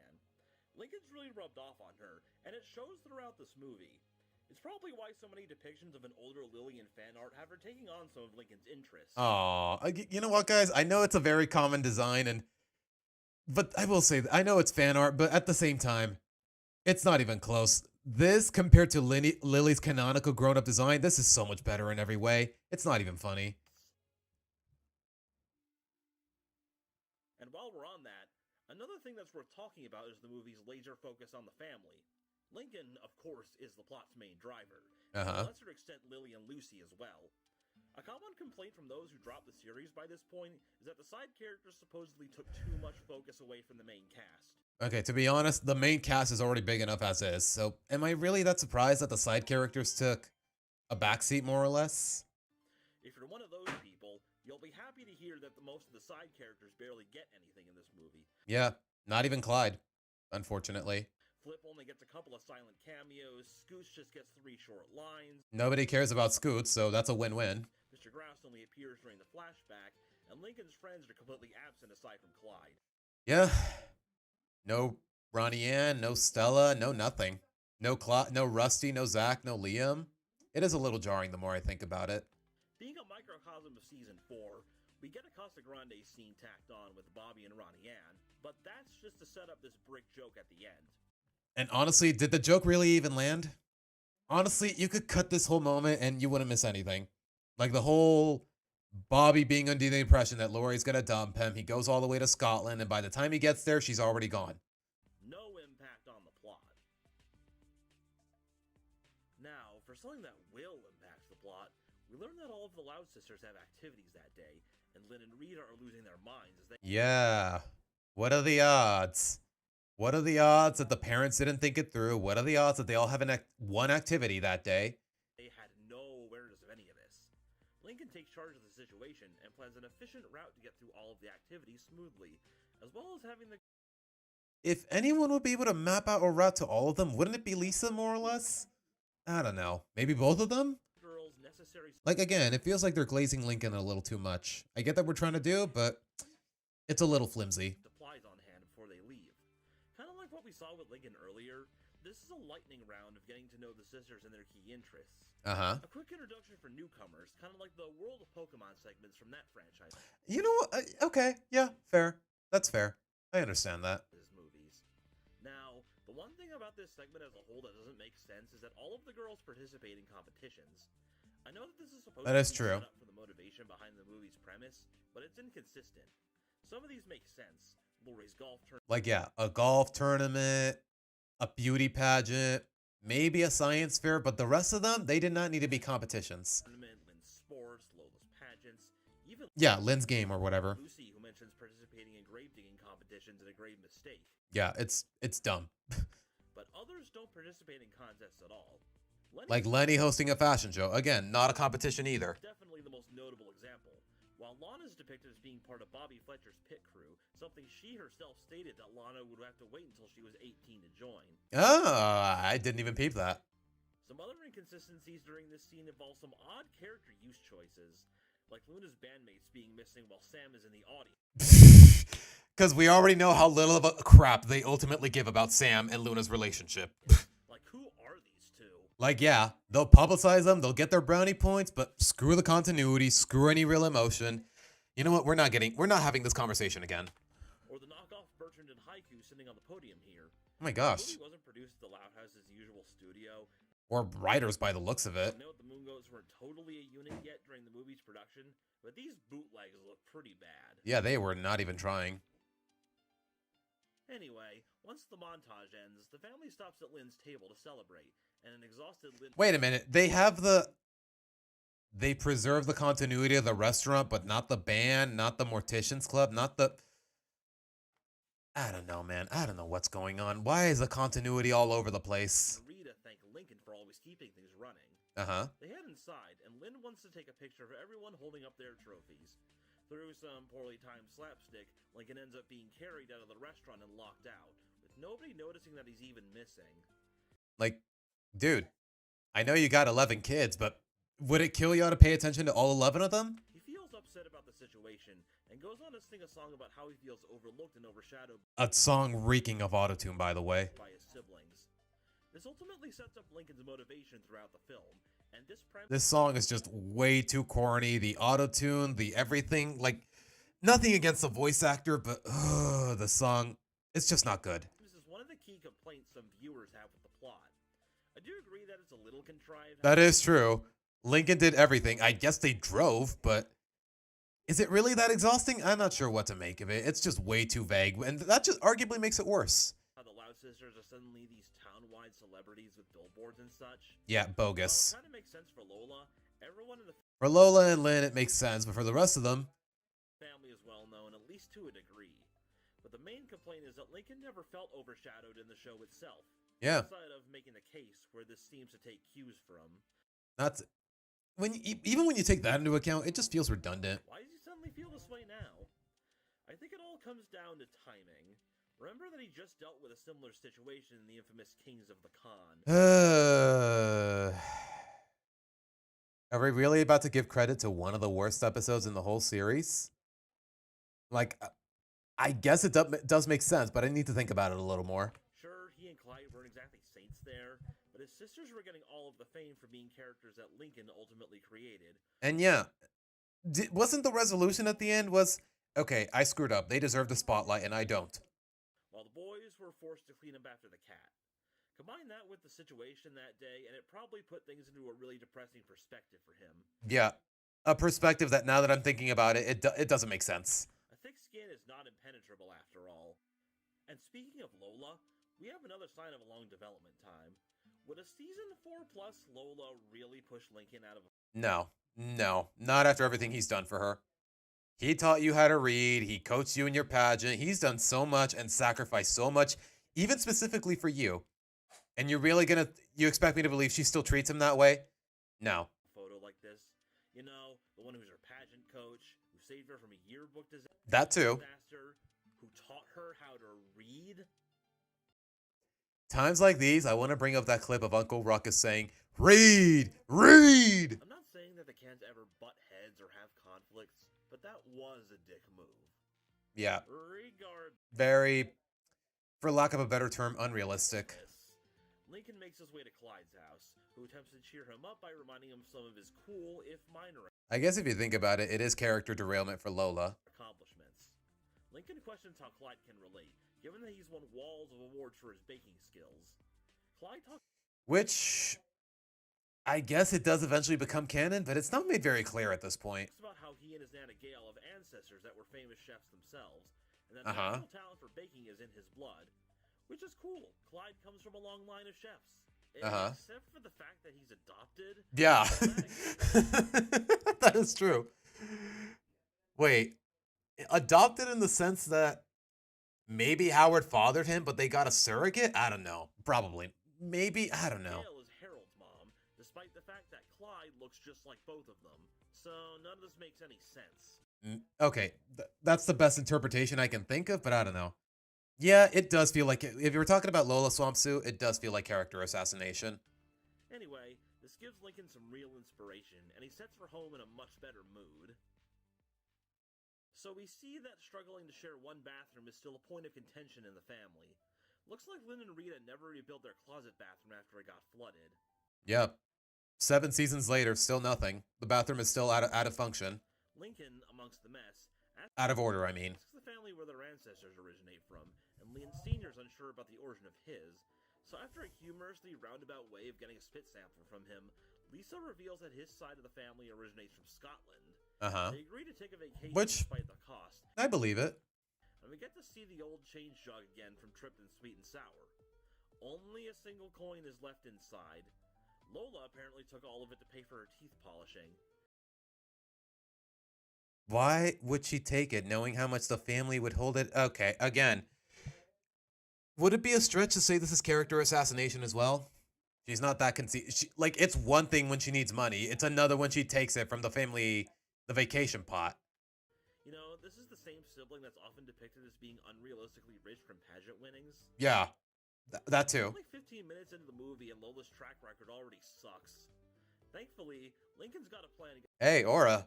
I mean, I'd probably do the same to my wife too, as long as she's okay with it. get the family to their ancestral home. Through a montage of cheap plane rides, roundabouts in Europe, and even a trip in a cramped submarine, Lincoln navigates the family's odyssey, earning him praise from his siblings when they finally arrive, and everyone is in awe of Scotland's beauty. Lynn Sr. wastes no time embracing his Scottish heritage. I mean, if I found out I was Scottish too, yeah, I'd probably wear a kilt with pride and try to replicate an accent. Like, I don't know. You'd really want to get into it. The Louds wander around Probably because Scottish accents are just really charming in my opinion, but that's just me. town for a bit and introduce themselves to one of the locals. Lenny shows some of her trademark ditziness, calling everyone that passes by Scott. But meets a boy I thought this was really cute. named Scott, one that she gets to have some cute moments with throughout the movie as they share their kindness and awkwardness. And we never see him again after this movie. Thanks. Thanks, Nickelodeon. Or rather, thanks, Netflix. Meanwhile, the local they introduce themselves to runs up to inform a man named Angus of the Louds' arrival, which has him in disbelief. Uh-huh. He quickly accumulates an audience, culminating Oh, this is way before the Casa Grande's Adam Valero. Adam. Just Adam. in Angus coming Actually, no. You mean the Casa Grande in general, or do you mean the movie? Because way before the movie, but I think it was during the first season or after. Did I date a Scottish woman? No, Tails. No. I just think Scottish accents are very charming, like, and the culture itself too. forth with a big reveal. The town they ended up in is called Loch Loud, both named after and founded by the family's ancestors from the 1600s. He breaks into song showing them around town and how they've waited a long time for their founding family to return. Uh-huh. Notice how the townsfolk are depicted as being unusually helpless without them around. Apparently, they can't even sweep their own chimneys. 400 years and none of them knew how to sweep a chimney? Really? Oh, the show? It's around the same time, Adam. I'm not sure which came first. He then brings them to their ancestral castle, where we're introduced to Morag, the castle's caretaker, and one look at the Louds has her horrified. These two newcomers will be the other major players in this movie's story. Who we never see again after this movie. Something that makes them particularly interesting is that they each represent different aspects of Lincoln's character. Angus, the castle's humble groundskeeper, takes on his positive qualities. He's very kind, altruistic, optimistic, willing to take others under his wing, just like we saw with Lincoln and Lily earlier. He's basically the definition of cool uncle, which actually fits his character very well. He's voiced by David Tennant, who also voices Scrooge McDuck. And they even have very similar catchphrases. Morag, meanwhile, follows his negative qualities. Not negative in a fun way. Like, say, I've said this once, I'll say it again. She's basically Yzma from The Emperor's New Groove, except she's not funny, there's no Kronk, she's not memorable, her song sucks, which is saying something, because Yzma's song is really good, but it never got published in the movie. Any of which he's been completely outgrowing. She's very selfish Okay, Tails, let me put it this way, my eyes are on someone else. and resentful, and regularly And she's not Scottish. shows abrasive behavior towards Angus, even if his optimism often brushes it off. She's also got his logical side, but without the morals, knowing how to manipulate others in order to get what she wants. Though you can kind of feel for her in one aspect, she too is very put upon by the antics of the Loud family, and is a frequent slapstick victim, so Yeah, I guess somebody had to get the short end of the stick. That wasn't allowed for a change. you can see where some of that resentment comes from. Like, yeah, 400 years of just minding your own business in the castle. Hey, as long as you clean it, you can live in there as much as you want, but Suddenly, the rightful owners are back after all these years. But to be fair, the castle is huge. Like, it shouldn't realistically bother her that much? I guess when you're that cranky and shallow, but I don't know. As the family settles into the castle, we're given a look at what the Loud's 1600 ancestors looked like. Yeah. 400 years ago, they also happen to be a family of 11 kids. What are the odds? 10 girls, 1 boy, born in the middle, same position in the birth line. What are the odds? And not too surprisingly, they heavily resemble. Like, they could have just as easily had 1 or 2 or 3 kids and have some of them resemble. Like, it could have just easily been the Lincoln one, the Lucy one, and maybe just those 2, and you wouldn't miss much in the movie. The family of today. Even Rita, who's only allowed by marriage, still, the Loud. Yeah, wait, yeah, that's true. Yeah. She said it. Her family is American. So, and the ancestor just happens to look like her? Yeah, no, this is too forced. Like, I get it. It's a kids movie. I'm not meant to think too hard about it, but come on, bro. Today. Even Rita, who's only allowed by marriage, still, the Louds are undoubtedly Scottish royalty. Regardless, the similarities between the two result in Lincoln's fear that the family history he worked so hard to find was just a repeat of his current situation. Yeah. And Angus's intuition seems. Hello, Pixel. Welcome to the stream. To sense this. After the girls give Lincoln a tour of their very spacious new rooms, Angus informs him that the most special of all Louds was his identical ancestor, the Duke, and that Lincoln will be staying in his room. The Duke was a valiant figure. It's cute. Exhibited his descendants' undying altruism. This immediately reignites Lincoln's self-confidence, and he embraces the role. Follow in his ancestors' footsteps. Meanwhile, Lana and Lynn take an interest in the celebration of dragons throughout Loch Loud, and Angus tells them about how they're part of the Loch's history, including an egg that the royal family's previous dragon left behind. Angus takes the castle's dragon hideaway. I can understand why Lana might be fascinated by that because she loves animals, even the fantastical ones. But why does Lynn care again? And after 400 years, this egg finally hatches. Lily names this dragon Leela, and says Leela is female. It's fitting that her name follows the Loud sister naming scheme. Yeah. Family pet dragon also has to have an L name. I guess it's customary. Except for all the other pets. But to be fair, the names of those pets serve a different purpose. So we head back inside and we see Lincoln proudly donning the Duke's outfit. Yeah, a little too full of himself, even for him. Taking a fancy strut down the front steps. His siblings make fun of him for it, but Leela recognizes his spirit right away. So he doesn't want to get the better of him. Lynn Sr. cooks up a big feast. Honestly, if the dragon stayed a baby, I feel like people will complain a lot less about that element of the movie. And while Morag is clearly agitated by the chaos, Angus is joyed to have the Loch feeling complete again. And as things calm down, he encourages Lincoln to pursue the Duke's lifestyle. Morag, of course, is having none of this, as it means that the Louds will be staying for good. And as we see many times, she's all too happy to remind people the family's only staying in town for a week. We also get this cute little scene of Lily feeding Leela under the dinner table. Aww. How fast these baby dragons are able to grow.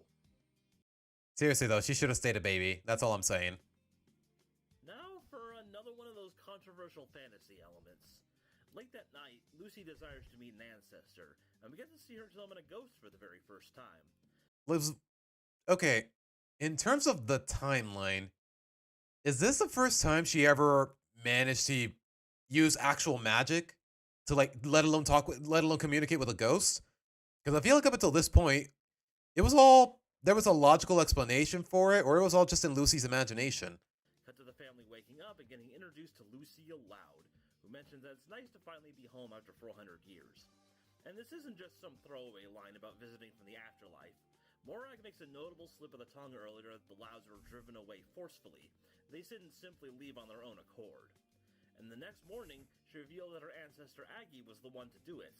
For the sake of her own peace and quiet, which isn't exactly the strongest motive, but still makes sense for a clue. Like, jeez. How did she come to... Like, it's one thing when you want to get rid of some people because they're genuinely that noisy, but at the same time, it was their castle, it was their home, it was their ancestral home, so it just seems a little too convenient that It just hinges on whatever the dragon decides. clearly rude and resentful character like her descendants. So Lincoln wakes up the next morning feeling refreshed and motivated to take on the duties of the Duke. Uh-huh. Initially, he makes it all about himself and paints Loch Loud in his personal image. Yeah, honestly, this kind of storytelling and messaging, it just feels a little too redundant for a character like him. Like doing good things because you actually want to be a good person, not because you're in it for something or you like the attention. Like, I don't know, this kind of storytelling has just been done to death. It feels almost pointless. Angus's looks of concern throughout all this really hit the point. Yeah, that is true. She got summoned. I'm assuming whatever her in the form of whatever her appearance looked like before she died. So, is that just the form she took when she entered the afterlife, or did she just straight up die as a kid? Home. But a quick verse Maybe if you think about it, what if all of the Louds died at sea and what if all the ancestral Louds died at sea on their way out of the loch? And whoever the family we know descended from, it's the only survivor. I mean, it'd be kind of dark, but it'd still be really interesting. from him is all that it takes to remind Lincoln of his true character. Being the Duke is about altruism, helping others. That's how you live like a Loud. Of course, Then again, they all died as kids, so because we do see all of the ghosts later. So, you know what? I'm thinking about it too hard. taking this to heart, he proceeds to lead the change in getting the town fixed up and making I'm guessing they all came from the Lincoln Royal Aura. We never know for sure. the people's lives better. Some may say he's being out of character here and that the quick turnaround feels a little cheap. But Yes. in this case, he's simply a kid caught up in the moment. Yeah, that is true. But at the end of the day, I gotta remind myself, he's 11 years old. He's bound to forget a lesson here and there. He's getting his chance at being in the spotlight and wants to live it, even if he needed a little nudge back. And to be honest, with this kind of environment and ambiance, yeah, it's a lot easier to maybe forget what you learned. in the right direction. Though I will say that I could definitely see the concern over him defacing a building. Yeah, even for him, that's just too much. Either way, with the way things went, it ultimately makes him popular with the town, and they support his claim to being the Duke. All he needs to do is convince his family to move to Loch Loud. So, Yeah, maybe one of the parents lost all of their kids and had a new family with a new one. I don't know. But we'll just have to wait and see. out comes You know what am I saying? The movie's over and we never got answers. the suit and slideshow. While he puts on a good performance, Oh, Tails, don't even go there. Don't even go there. Don't even go there. his family ultimately sees through his motives, while Rita mentions the lives and relationships that they'd be leaving behind. Uh-huh. He has an ace up his sleeve, mentioning their one bathroom situation at home. Really? That's all it took? Just, oh, no more having my own bathroom. Why does he, even for a castle, isn't 11 bathrooms a little too much? I mean, it's not like I know the measurements, what the square radius is, but This instantly changes their tune. really? During his slideshow, we get a little montage of random Loud family activities in town. One thing I will say is that it was definitely a missed opportunity not to show Lori playing golf. I didn't even notice that, but you know what? It all goes by so quickly. That's the one thing about the show. Like, the pacing is so energetic, it might go by too quickly to the point where you might miss some details. Scotland is the birthplace of the sport. You'd think she'd be excited to get Like, honestly, it is such a convoluted family tree, and we never really got an elaboration on it. Like, that's how you know how little they cared in the grand scheme of things. give it a go with the Scottish Lynx.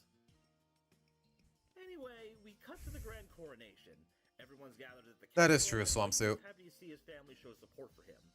Morag gives a little speech about the Loud's departure and formally crowns Lincoln as the new Duke, showing hesitance and reluctance in both. Yeah, It's we odd know. that Angus's intuition didn't kick in, though it was likely his optimism, believing that Morag will eventually come around. We also get the first instance of our heroes suspecting foul play in the ancestor's departure, Lucille being in disbelief as she eavesdrops on Morag's speech. But for now, cue the celebration. We're treated to a fun new version of the theme song with bagpipes mixed in with the typical rock and roll. Yeah, it's not the best. Like, I don't know. Like, Loud Castle, it just doesn't roll off the tongue in this kind of tempo. That's just me, though. Appropriately titled Loud Castle. Life in Loud Castle is glorious. They even nod to the opening with Lincoln proudly sliding down the majestic spiral staircase. He looks a lot more smug, but you know what? That's kind of the point. Lincoln is really enjoying his time in the spotlight, and we see how happy both he and his family are. Yeah. Leaving all your friends behind, living everything you knew and loved just for the sake of your ego. Even for an 11-year-old, I don't know. That just seems excessive to me. A real zero to hero moment for him. Like, yeah, forget Clyde, forget Ronnie Ann, forget Stella, forget all your homies, forget everything you knew and loved. Like, I don't know. It just seems so shallow, even especially for a kid. Even for a kid, rather. Not so much for Morag, though. She's finally lost it. Dragging herself through the mud, she uncovers Aggie's old journal, which contains a magical gem with the ability to control the minds of dragons. Okay, I thought that sound effect was from somewhere else, but no, it's in the video. Come back to the castle, and Lucy gets her chance to move the plot forward. Not quite a B-plot, but an important point nonetheless. Lucille mentions that the same journal kept all sorts of records of what happened in the castle. One they might want to get their hands on for confirmation, and the pieces start to fall into place. The Louds did try to return, but Lolo, their own dragon, turned them away. She was the Lost Guardian and gets to decide the worthiness of the ruling family, so they had no choice. Really? Just like that? Not the people who actually live in the castle, just the one random dragon. Unbeknownst to them, Aggie was controlling over the gem, the latter feeling remorse once coming to and disappearing for good after leaving Leela's egg behind. Now, the movie doesn't explain what happened to the Louds after their supposed banishment. Or why didn't the dragon fly after them after he got off the brainwashing? Like, I don't know. But David Needham, the movie's director, would later state on Well, let's see. After the Louds left Scotland, did they make a life in Royal Woods? And where okay, this guy needs to work on his grammar. Are there final resting places in Royal Woods or in Scotland? Pretty much. They sailed to America and settled in Royal Woods. Subsequently, just woods at the time. online that they would settle down in Michigan and what would eventually become. You know what? I don't see any inconsistencies in that, more or less. But again, which of them did the Louds we know descend from? It can't be just a mixed bag of all of them. Royal Woods. It's where the royal came from. And again, Rita, if you can even call it that, this woman has no business resembling Rita. That's all I can tell you guys. Though you'd think they teach this important bit of history in their schools. Morag promptly gets a villain song about her grand ambitions to follow an act. Also a terrible song, by the way. Footsteps and drive her own Louds away. We need a ranking of all the movies, even the live action ones. Swamp Soup, most of them are going to be either in C or D. The highest I can give is a low B for No Time to Spy. That's all I can tell you, man. During one of Lincoln's phone conversations, Clyde casually mentions that Lincoln isn't in his sister's shadow anymore, the thing that would ultimately be the key to her success. Like mentioned earlier, she represents Lincoln's ability to manipulate others for his own benefit, but she takes this to a very devious extreme.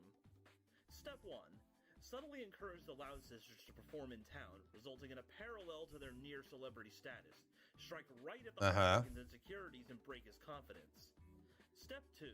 Pretend to befriend Lincoln and suggest an act that will build back his confidence, flying through town on a now grown-up Leela in order to upstage his sisters. Yeah, it's a little convenient that the dragon grew up way too quickly.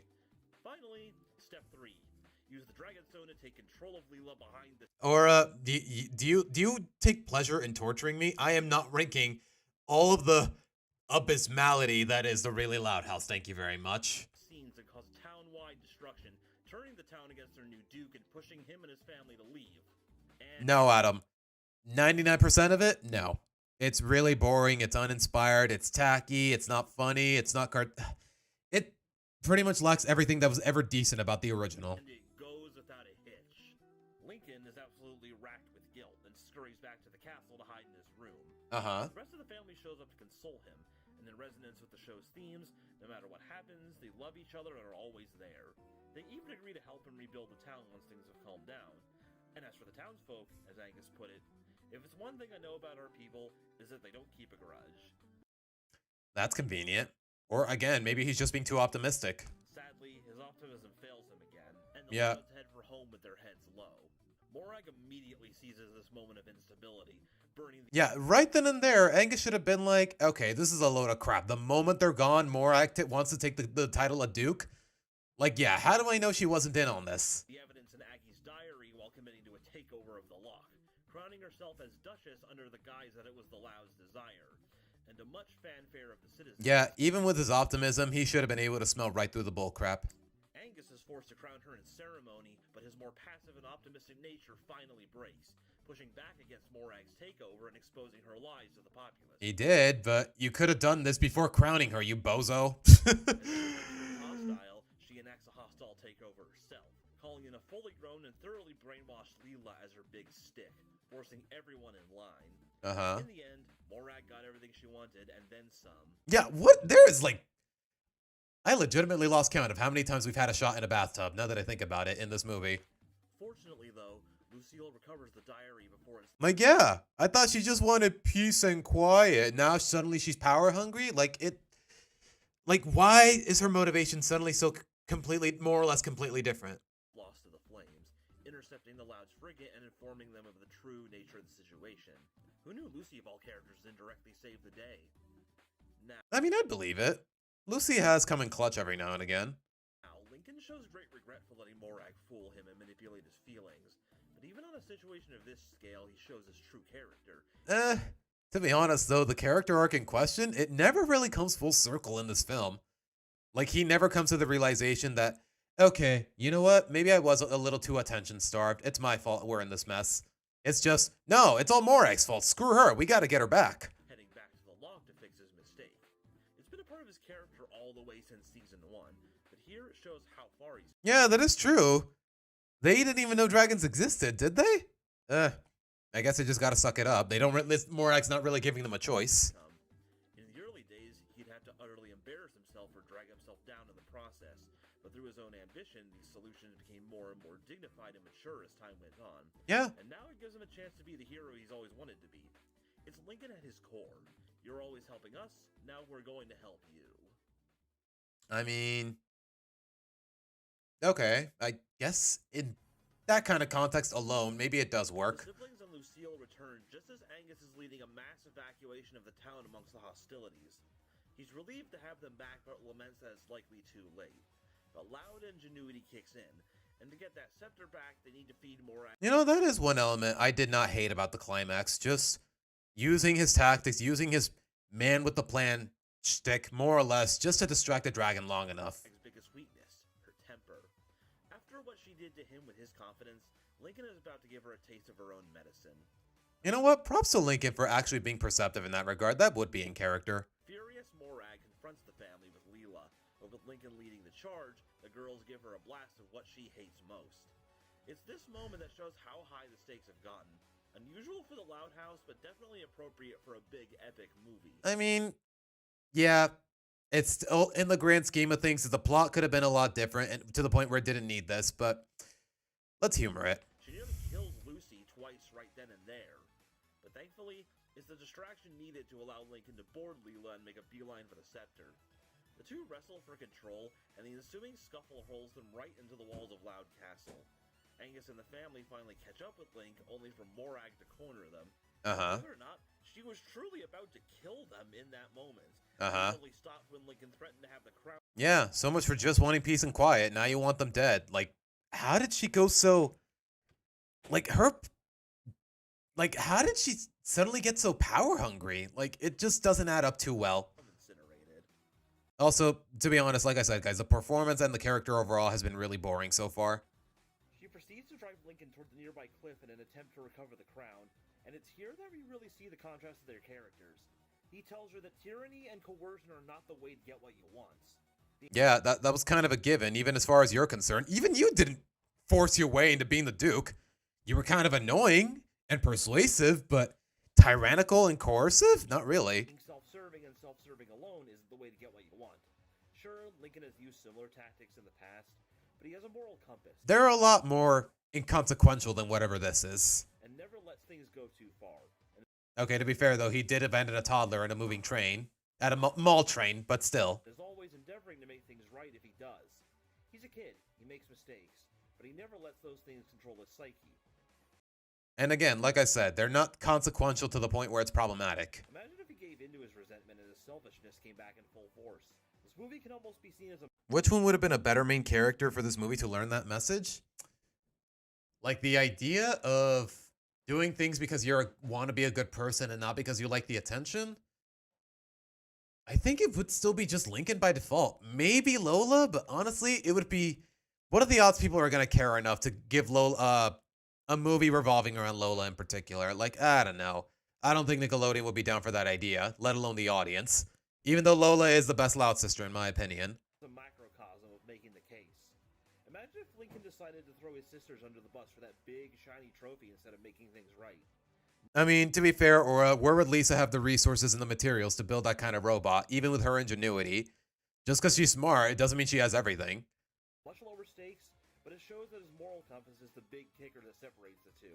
And as we've seen, I guess in a minor capacity, Lincoln's character did make some semblance of progress, but it just didn't feel good enough. he learned to shed those more selfish qualities while Morag just gave in to them. Morag There is something of a contrast, but it's still really boring, guys. And in Lincoln's case, it's redundant, and in Morag's case, the contrast just feels, again, it's just not entertaining in any capacity. takes one last shot Probably because the film overall, it just takes too much inspiration from other films when it was doing well enough as its own thing. of his insecurities, telling him that he'll never be special, that he's destined to be cast into the shadows. But this time, he holds strong and focuses on the qualities that he brings to the table. And Yeah, okay, that I do appreciate. The close-up magic, the continuity with the switcheroo. it's his confidence and magician tricks that allows him, with the help of Lily too, to pull a switch Although, it's really convenient that the rest of the Louds are basically trapped behind a wall or something. to Rue and get the Dragon Stone out of Morag's hands. It's promptly destroyed, and Morag makes one last-ditch effort to recover the crown. Leela comes to the rescue. Come to think of it, why didn't the dragon just immediately eat Morag as soon as the mind control wore off? Like, okay, the mind control is off, you see Morag, you see the chick who was controlling you, and the two members of your family. Just eat the lady. It could have been so quick, but the pacing is so confusing and so cluttered to the point where the reactions don't make any sense. Even for a mindless animal. When the day is saved, and Lincoln will be remembered as the loudest of the Louds. Yeah, huh? Lincoln is presented with the crown, but ultimately hesitates. He Yeah. Never mind the fact that you probably realize, hey, I can't stay here. reflects on his time in Loch Loud, with the crown symbolizing what it could do for him, but realizes that it clouded his attitude and made him forget who he was and what he can do for others. Yeah. Thus, Lincoln decides to crown Angus as the Duke Regent, seeing him as the one best fit to rule Loch Loud. Did anyone have to be a duke before you showed up? To be honest, you could just as easily toss the crown away, or I don't know. He has the mindset and knowledge, and one of the qualities of a good leader is knowing when to hand the wheel over to someone more capable. The teacher Even then, this almost arguably did not feel earned. who told Lincoln throughout the movie not to doubt himself is now questioning his own worthiness. It makes for an interesting role reversal that tests what everyone has learned from the experience. Did it though? It feels like the rest of the sisters didn't learn much, and whatever he did, it feels like he already knew it or didn't need to learn it. But the townspeople and even the spirits of the old Louds themselves voice their support for Angus. And again, that whole inconsistency with the Louds, with the 1600s Louds dying as kids. Meanwhile, Lincoln's siblings admire him for the decision he made and reaffirm him that he's just as Like, there's just so many elements that it's not that they don't add up to the overall conclusion, the resolution and whatnot. It's just that there's so many inconsistencies to the point where it feels like the whole film is a jumbled mess. special as they are, and hit home Like I said, there's a couple things I enjoyed about this movie, and I have a bit of a soft spot for it, but I'm not going to deny its problems. that core quality of Lincoln's character, that he leads the charge and takes care of them, just like Angus takes care of the people of Loch Loud, all the way to the bitter end. Uh-huh. Scotland really has a way of carving a man down to his true self. I guess. Has there been other storylines set in Scotland that do that? I don't know. As for Morag, well, her fate's in Leela's hands. Stranded on an island with a bunch of seals, and Angus spared her. Why? Concern of Angus's tenure as Duke Regent is that he's too forgiving. Yeah. His attempted murder is now the groundskeeper of Loud Castle, but under Leela's watchful Yeah, attempted murder of the royal family. Like, why didn't the dragon just eat her? eye. It also shows that Angus never really gave up on her, and hopes to see her turn over a new leaf. He has absolutely no reason to. Like, it's one thing when you spare someone who you think has potential of being redeemable, but she straight up tried to murder the very family you've been serving for centuries, dude. Like, no. Given that for all she's put the town through. She brainwashed the family. She brainwashed the family pet. She tried to kill. Like, no. Just no. What's the point in you know what, let me put it this way. I don't know who came up with this quote, but I know it's more or less from a while back. Mercy to the guilty is cruelty to the innocent. I'll leave it at that. True. As a new day dawns, Lincoln, Angus, and the rest of the Okay, you know what? The fact that he's playing a remix of DuckTales music, like, I don't know, that just fits way too well. Like, y'all know the work together to rebuild the town in a musical montage and have a fun get-together before finally heading home. We even get some fun little interactions between Lincoln and Angus. It really feels like he sees Angus as family, even if they aren't related by blood. And we never see him again after this movie. Thanks, Nickelodeon. It's his virtues that make him an honorary Loud, which is why the Netflix exclusivity contract was in a way a double-edged sword. Yeah. According to the terms, they aren't allowed to reference events and characters from the movie in outside media for a period of 5 years post-airing. What year are we in? We're in 2025, so... Chat. Quick question. By this time next year, are we just gonna pretend Lenny broke up with River just so she can get back with Scott? I did not know the restriction was gonna last 5 years. I thought it was gonna be permanent. Okay, you know what? I can. Okay, there is some semblance of hope for whatever it might be worth. The most we see is what seems to be a picture of Loud Castle's entrance in For Sale by Loner next season.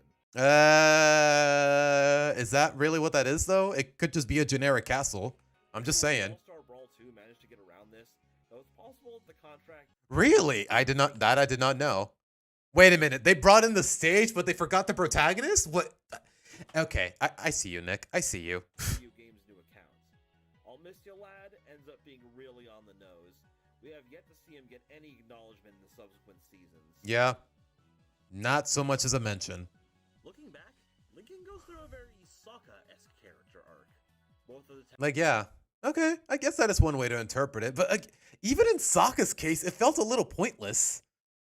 Like, remember when Sokka wanted to become like a sword master, whatever that means, because he feels like he pales in comparison to the other benders? Again, it feels very redundant because we already know Sokka's a very expert planner. Like, he planned the invasion at the during the eclipse. Like, he has shown through those 3 seasons how capable he can be, even without bending, yet the narrative just pretends that he still needed to grow a little more. Like, no, he's fine. tacticians of their respective groups who go through feelings of inadequacy feel that they're the guy in their group that's regular among a gang of talented superstars. Each even get a moment of belittlement from another group member who they're otherwise close to. They set off on a trip to find their purpose and talent, and under the guidance of a caring mentor, they go through an experience that both generates new talents and makes them realize their role. Like, honestly, it's just... And as far as this arc in Avatar is concerned, you could cut this out of Sokka's character. I guess, okay, there is the meteorite sword, but he could have easily made that without this whole episode, to be honest. So, yeah, I'm a little conflicted. In the group, being the leader that everyone looks up to come up with clever solutions and effective plans. And in Lincoln's case, the movie alone gives us a lot of show-don't-tell showcasing of Lincoln's expertise in that regard. They're both able to truly see their self-worth. Okay. Okay, you know what? I'm gonna let him finish before I say what I'm about to say. Sokka doesn't have a parallel to Lincoln's desire to be in the spotlight. He's a teenager who is forced to mature faster than normal, so he's not always the Yeah, he's in the middle of war. That makes sense. one to get caught up in the moment. With some exceptions. It's not like Lincoln doesn't have his own accomplishments to look back on either.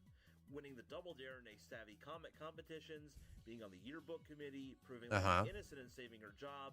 Many times he led the charge and the siblings had a goal to accomplish. Like, yeah. You think in the grand scheme of things, he just does what he does. The planning, the organizing, he does it out of love for his sisters, not because he's looking for attention or hopes for an accomplishment. I can see where it's coming from, but ultimately, I think the alternative was more ideal.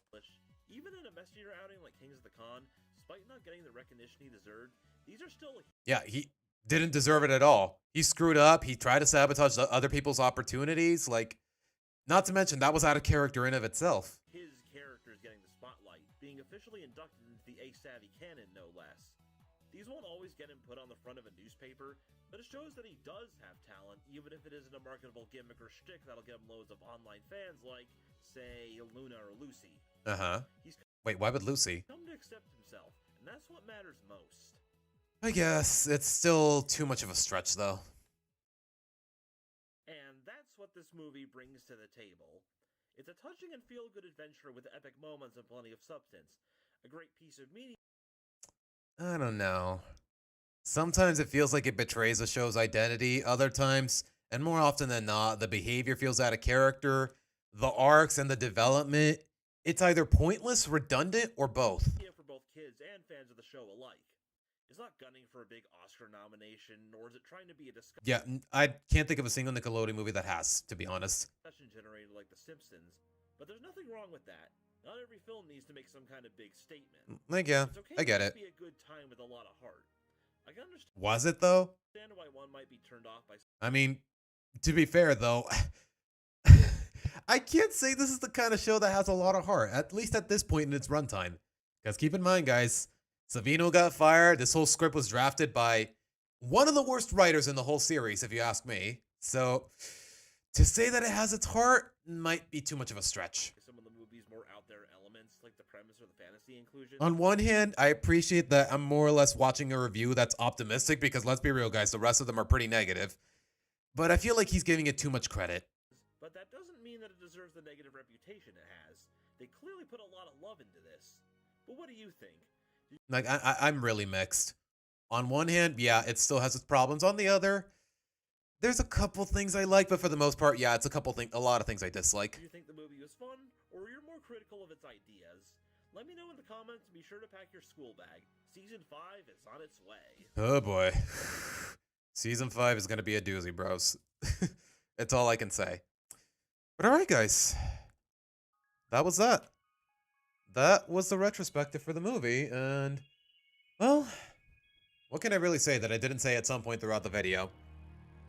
This movie exists, and that's fine, I guess. Yeah, that's really all there is to it. That's really all there is to it, Swamp Suit.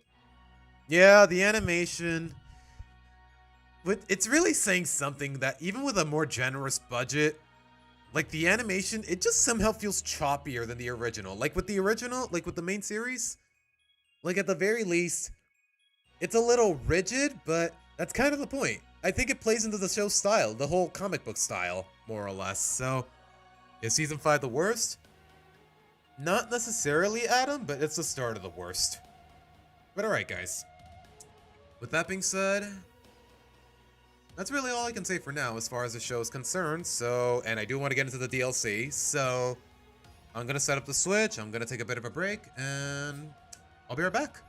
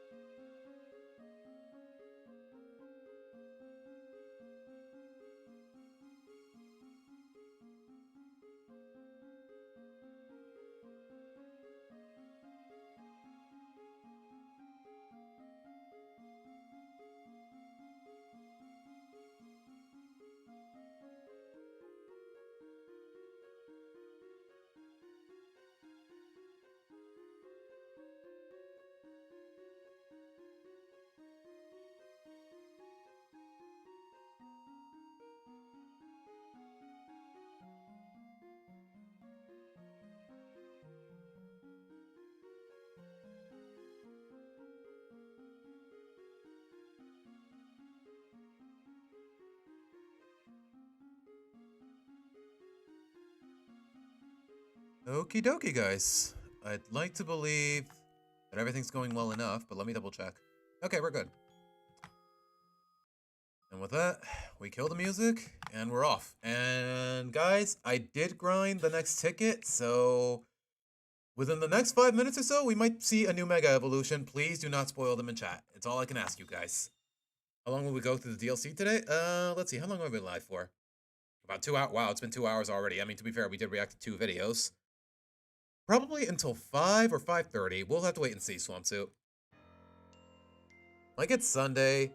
Like, I finally finished my project, and I don't have work until tomorrow, so... And to be honest, I'm not really... Alright. Like, to be honest, Swampsuit, I'm in no rush. I'm not hungry yet. My project is done. It's Sunday. Like, I could probably go until 6 o'clock if I wanted to, but we'll have to wait and see. Okay, for those of you that are not in my time zone, that's about 2 hours and 21 minutes. Wait a minute, what am I doing here? Oops. But alright, we got a new rogue here. I'm assuming a new one. It better not be another Z one. Please, just give a new Mana Mega. Please, I just want to be surprised, man. Is that so much to ask? Okay, do I even have a decent donut for it? Oh, great, it's on the buildings. Or maybe it's on the other side. I don't know.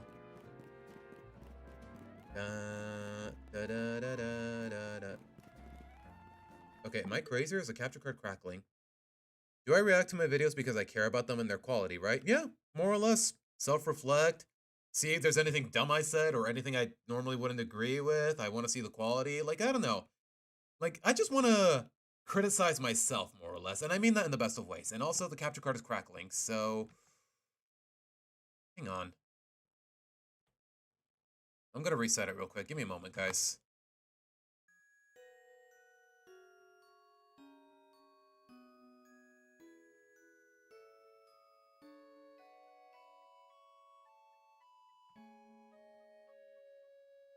Take your time, Elgato. I got nowhere else to be.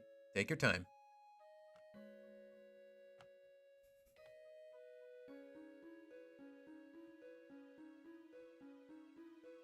Hello? El gato, the cat. El gato literally means a cat, guys, for context. All right. Should be good now. Usually one reset does the trick, but I'm a little annoyed that that's pretty much happening every time I set it up.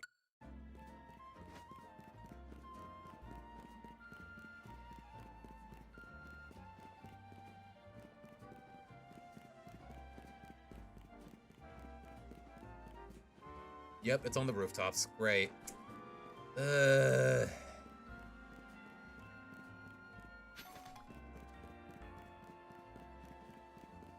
How the heck am I supposed to get up there? Yeah, I know the sun will be setting soon. I really don't care.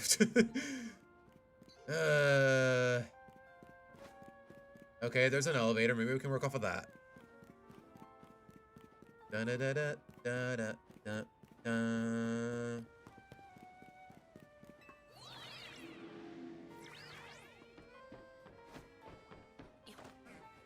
Okay, there it is, but how am I gonna get across? How am I gonna get across? Oh, that's how you do it. Okay. Okay, something about the fact that your cell phone can literally lift your entire body. Like, I don't know, that just doesn't sit right with me. I know I've done it countless times, but it still doesn't make any sense. Oh, the Dene. And of course it's gated. No, I meant to jump off. Hold on.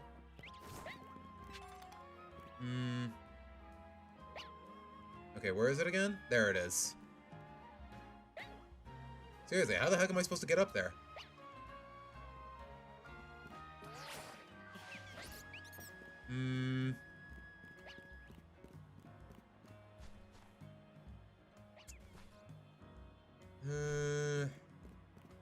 Seriously, how am I supposed to... I'd like to believe there's a ladder in the in one of these buildings, but... Okay, no, there's one with a ledge. And an Alpha Absol for some reason. You know what? I have enough Absols to last a lifetime, so I'm just gonna leave it as is. Okay, I'm guessing this is how you do it. Yep, there's a ladder there. Yep, I had a hunch. Nice, Sterling. I really don't care. Bones can't carry your weight, but teenagers catching gods is normal. Yeah, you really just can't draw the line anywhere, can you? Okay, do I have a decent donut for this? That's something I really got to think about. Okay, I'd like to believe this will do the trick. Orange jam or orange curry? I'll probably use orange jam. Uh-huh. Honestly, I'm curious. It could be any Mon. It really could be any Mon.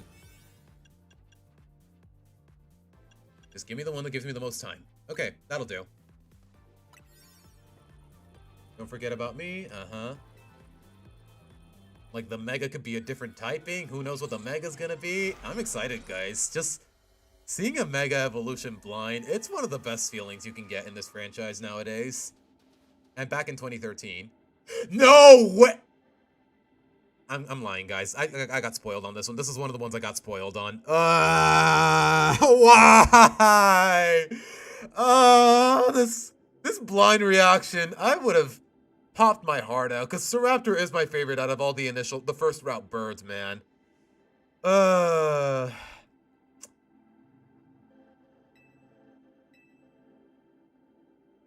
can't even pay attention to the dialogue. I hate the fact that I got spoiled on this. A Staraptor. Okay, how am I gonna fight this? I don't have Brady with me. Oh, he's flying and fighting? You know what? That makes sense. He gets close combat upon evolving. You know what? I'm down for that. He's part fighting, though, so... Wait, how would they even know that, though? Supposedly, we've never seen this Mon before. Okay, I can't use Alfred, because grass typing. I could use Eleanor, but she's too squishy. Brady is vulnerable to fighting. Like, yeah, she doesn't have an inherent weaknesses to the moves, but... I guess Eleanor is my best bet, so with that being said... What does Haze do? Touched by Haze will ever have stat changes reverted. Not ideal. Yeah, just go all out with the Ice-type moves. And I need to hurry, I'm on a timer here. Why is his cry so different? Whatever happened to the... Okay, I'm not gonna replicate that with my mouth, but I'm gonna try. What happened to the... Like, it was such a cool cry. What happened to it? Let's do it. Like, okay, let me put it for context, guys. I did get something of a glimpse at it because some idiot put it in a thumbnail, but the moment I saw it, I looked away. So I don't know exactly what it looks like. I just know that there's a Mega Staraptor, and I'm still really mad about it. This would have been such a fun surprise. Thanks, Internet. There it is. There's the cry. Let's see it in full glory. Oh, that is so cool. The mohawk, oh my gosh, that is glorious. I love it.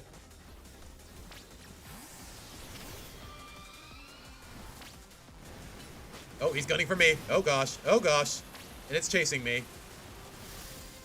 Wait, where'd he go? Oh my gosh, he's so cool. Look at him. Look at my big bird. Look at my big edgy bird.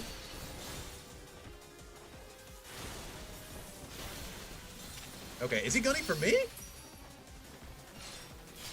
Golly, man. Look at him.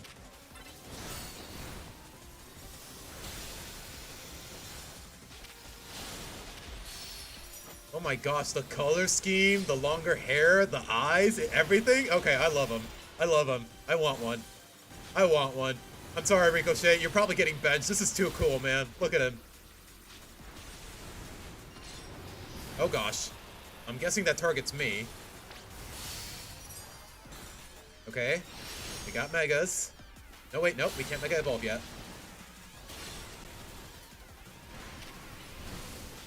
Alright, just land a Blizzard and then we'll Mega Evolve. Maybe take advantage of the iframes.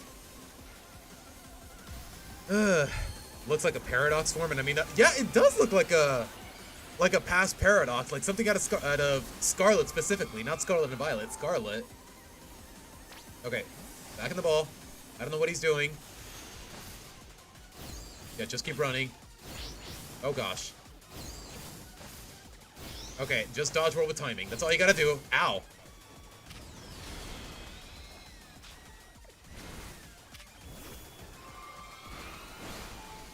You know what? We got 2 special attackers here, so we may as well fake tears it.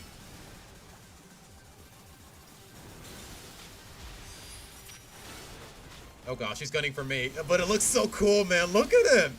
He is fighting flying, so I could bench Ricochet. Just for the novelty and the level advantage. Okay, he's stunned. Yeah, just go nuts. Oh my gosh, man. Seriously, guys, every time I play a Sinnoh game, it's always Staraptor. I always use Staraptor. Or Garchomp. And obviously my starter. Okay, you know what? If he's gunning for me, do I really need to put Eleanor away? Yeah, I figured that out. I already figured that out. Thank you, Tawny.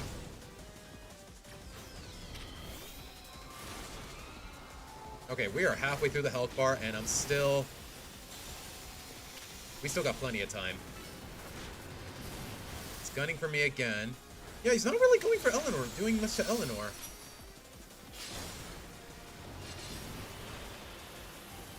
Bro, L8, do not body block that. Okay, I was about to say. Ow.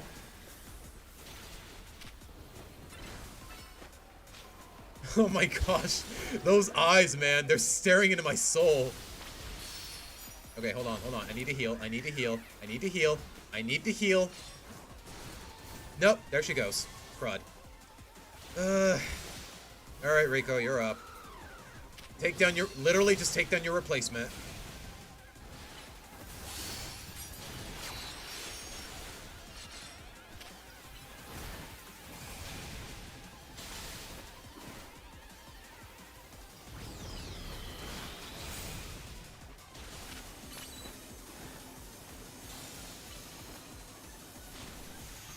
I should run.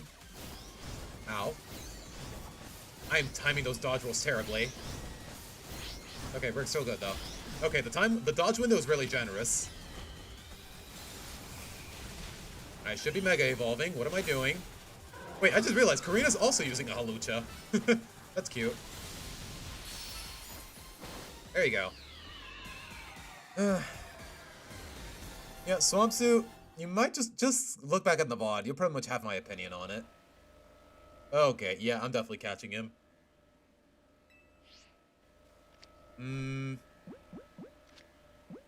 Chat, what fits better aesthetically? Timer Ball or Premier Ball? I'd say Timer Ball. It's got the gray, the red, and the white.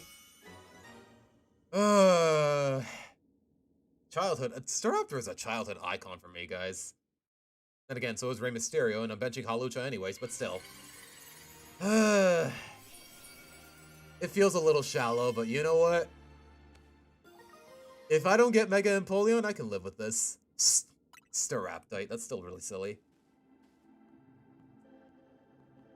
Please tell me there's more of these. Did he, though?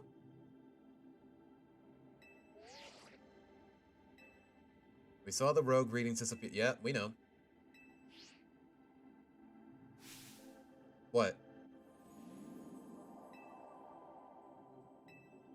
Yeah, that was always the plan, homie. You know what?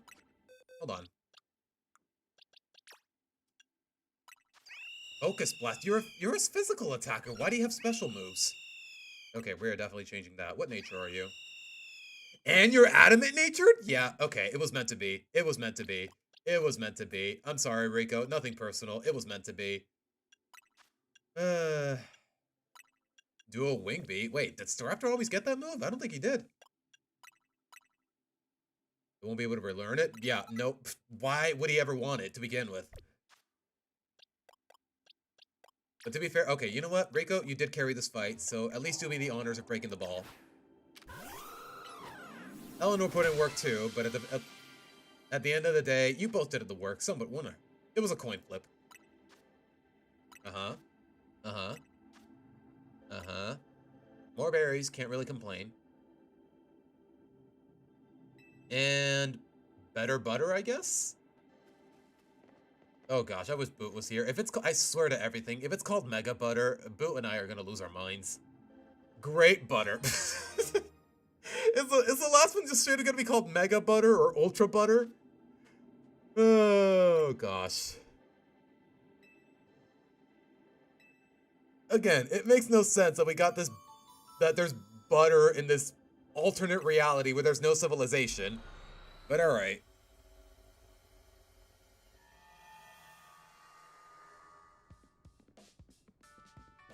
Oh, you mean all those wild megas at the end game? I thought they were a little tedious, Swamp Soup, but you know what? At the same time, I appreciated the fact that every character we met, every relevant character that we met, got a chance to shine. Yep, more butter. Butter. But the dog with the butter. The butter dog.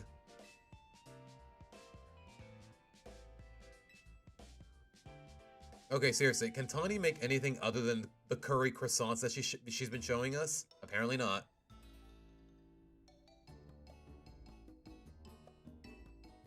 They're way too strong. Not bad with... Yeah, honestly, the fact that it's a 3v1 instead of a 2v1 with Lita or Naveen, yeah, this is much better. Definitely an upgrade. Who was that? What ace?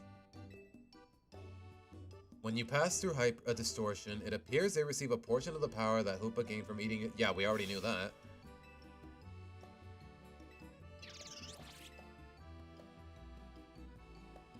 Okay, I do have one question though. How the heck did this little girl end up having this mythical? Yeah, Corbo's, he started off as a really shallow jerk, but he's been kind of growing on me, I'm not gonna lie. And to be honest, he's very perceptive to the point where I can respect him. Like, just the way he calls out Jacinth every chance he gets.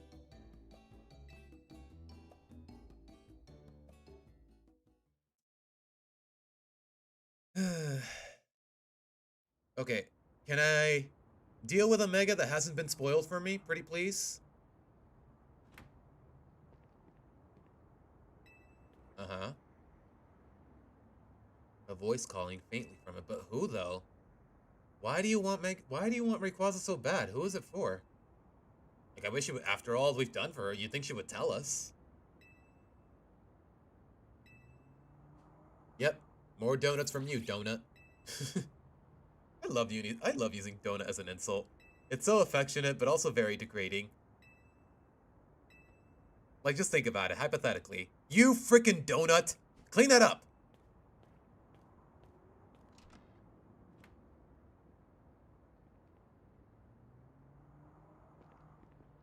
Why was she staring at it?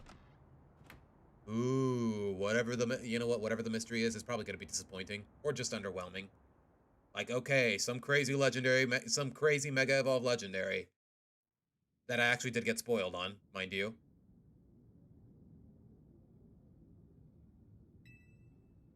How about you, Chungus?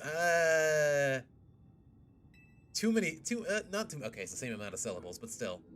It doesn't roll off the tongue that well. Wait, what am I looking at? Stay away.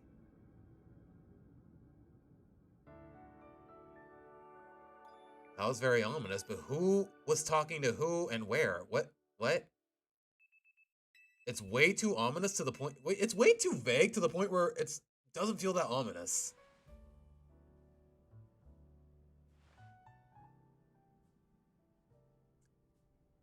Alright. Grind another ticket, another Rogue Mega. It's only been a day, but I already got the hang of it. It doesn't seem like they really care, to be honest.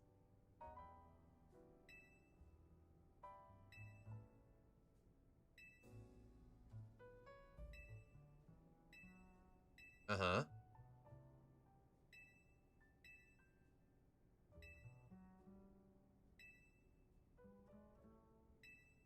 Yeah, I guess they are officially part of the team, more or less. You somebody okay, Naveen, can't you just sew it into her apron? Yeah, that's what I'm saying. Okay. Because the coat is too couture. Just do it on the apron. Hate to put a damper on the day. Yeah. So I can't keep going into the distortions until...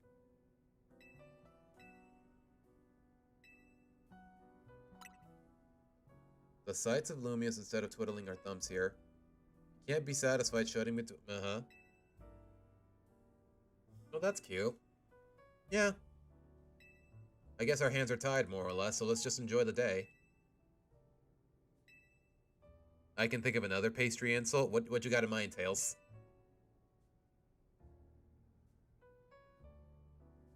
Yeah, she's been at it with donuts for like the past, what, 3 days? You know what? Yeah, she does deserve a break.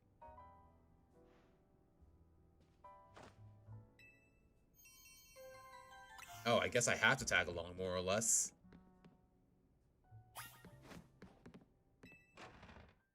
Okay, now that I think about it, what are we nicknaming this bad boy? Level 75. I would need to think about it, because usually... Okay, it's a boy.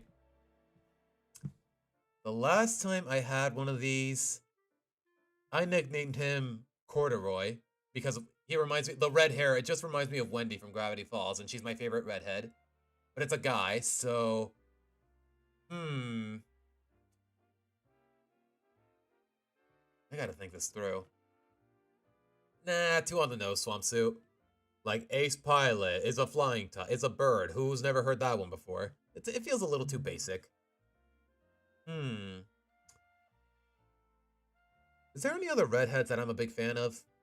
There is Cordelia in Fire Emblem Awakening, but I can't just call him Cordelio. That would be a little too silly.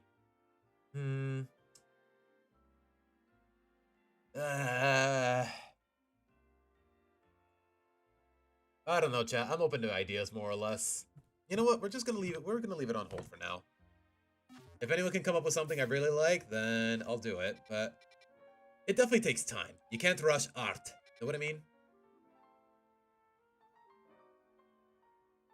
Actually, I already came up with a nickname for Absol. Boot and I came up with it. Lucy, because Mega Absol Z, it's basically just Lucy Loud.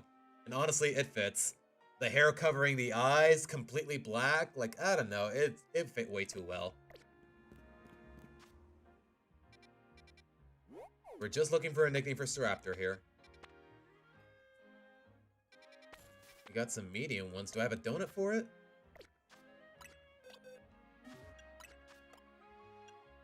We got a couple. We can work with that. Maybe. Alright, what do we got here? Okay, it actually doesn't tell us what. Not even silhouettes. Well, let's try one. Alicia. Okay, Tails, I know little to nothing about Claire Obscure, so... I don't know. Like, it has to be something that actually resonates with me.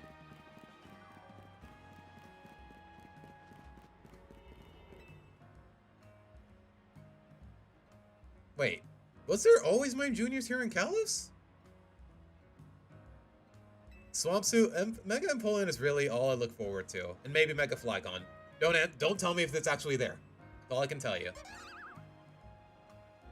Flygon, really, the only reason I want it is out of pity. And just so that maybe he can keep up with Garchomp, but other than that, yeah, Empoleon or nothing.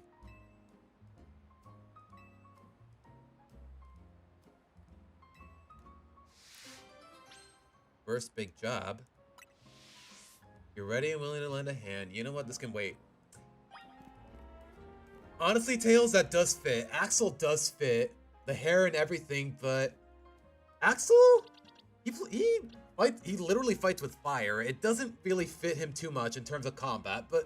You know what? I like the way you think, Tails. I like the way you think. I guess I could name him after one of the organization members, but... Other than Axel, I don't think any of them fit.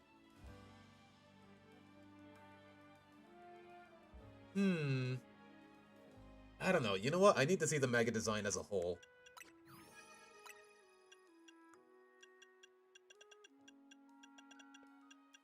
Look at him. Oh my god. You know what? He kind of reminds me of Xemnas.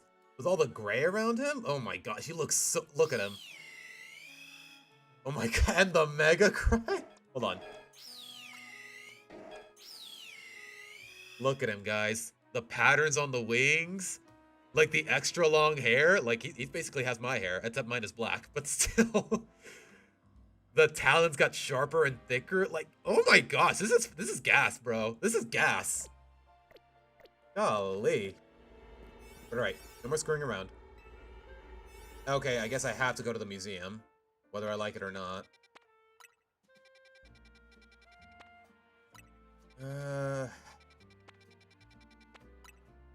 Or Quasartico? Wait, why do I have to go to Quasartico?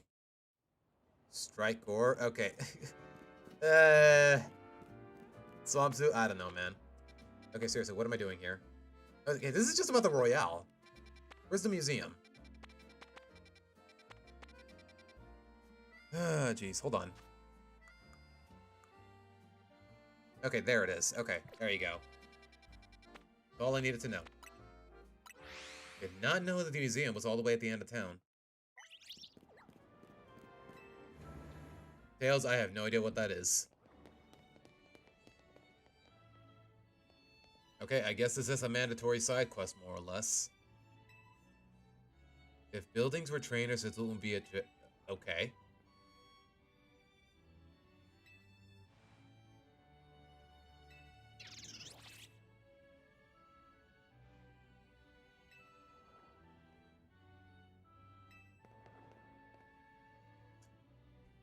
Okay, I sincerely hope we get some good lore here, because otherwise I don't know what we're doing.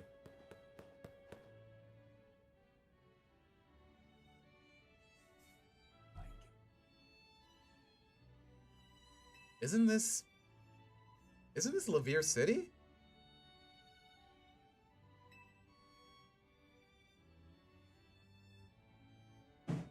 Does the name always have to reference other media? Could it be just something that pops up in your head?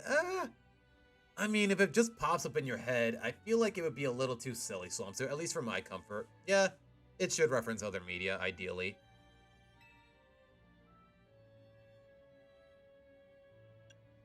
I don't know, maybe. Yeah, he's probably been all over the country, to say the least.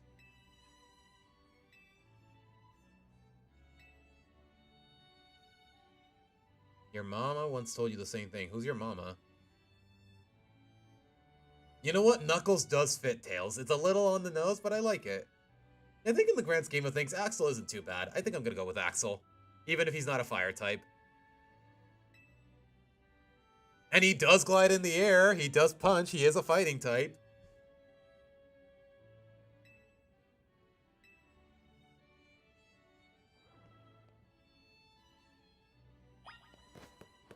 Okay, seriously though, what is this? Let me read this. A hideaway for fairies. Yeah, this is Lavier City.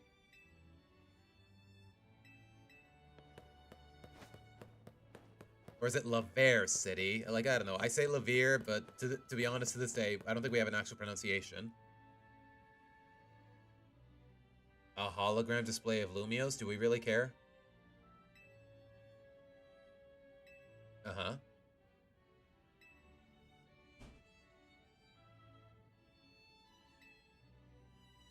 Yeah, it shows. The idea that hyperspace Lumios could merge with Lumios is troubling.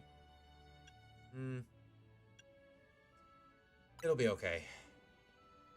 Yeah, all the survey work, all the donuts, I'd like to believe they're accomplishing something. Not just catering to not just creating fan service, at least in my case.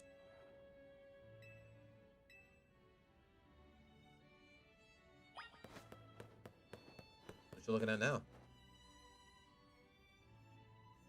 The balls from Legends Arts? Okay. Yeah, I'm just surprised they really worked. They managed to do the job, even back in the what was it? Ancient times? I don't know exactly. I don't know. This timeline's a little inconsistent.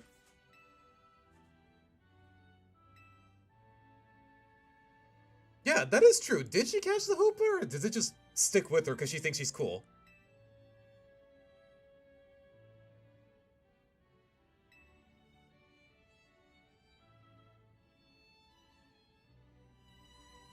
Yeah, we're just nicknaming pixels on a screen, Swampsu. It's not that deep, bro.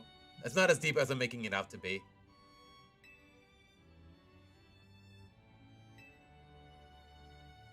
I was too busy to notice.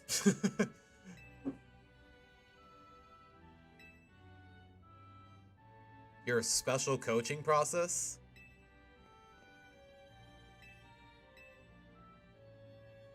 Seriously, who is this girl? Like, I genuinely get the feeling that she's literally just Diantha's daughter, but... who knows? Wait, where'd they go? There you are, okay. Oh, right, the spear pillar. You know, before it was called Spear Pillar.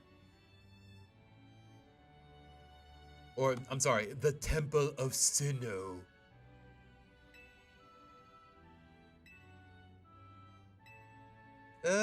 Not the one you're looking for in particular, sweetie.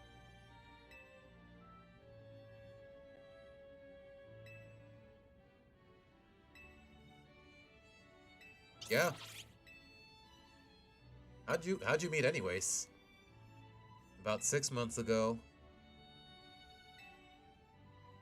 It played a prank on? A fresh baked donut and it perked up straight away. Aww. Your donuts were so tasty and unlocked their power. That's actually a really cute backstory. A little vague, but it's still really cute.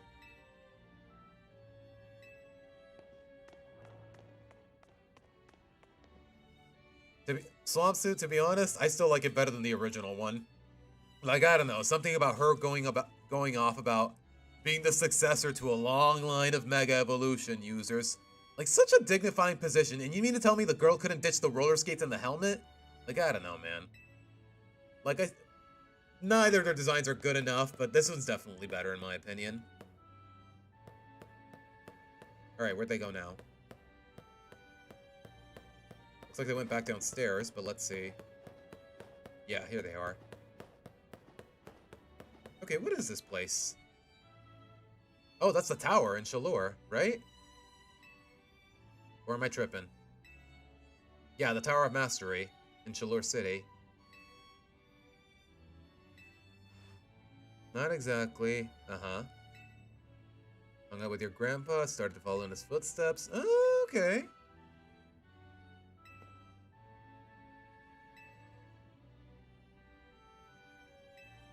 Why? What makes her think her mama would actually want this legendary, though? I get that she's a kid. She probably doesn't have a good explanation, but there has to be some... any explanation, no matter how small.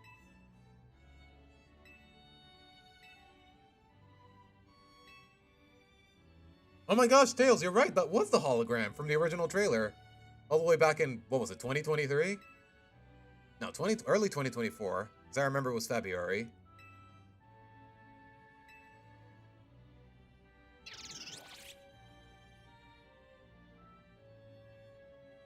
I think I'm all museumed out. Should we get the... Yeah, can we stop side questing? Like, okay, is it really side questing if it's part of the story? I don't know.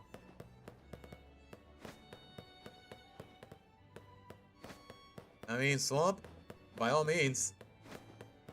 I mean, I'm not too picky, but if you can trust yourself that it'll actually be a really nice drawing, then go off, King. I'm not gonna stop you. Okay, where the heck is the exit? I know I'm going upstairs, guys, but I feel like that's where I have to go. Okay, we came through here. I could have just gone the other way, couldn't I? Yeah, I probably could. Oh well. Excuse me.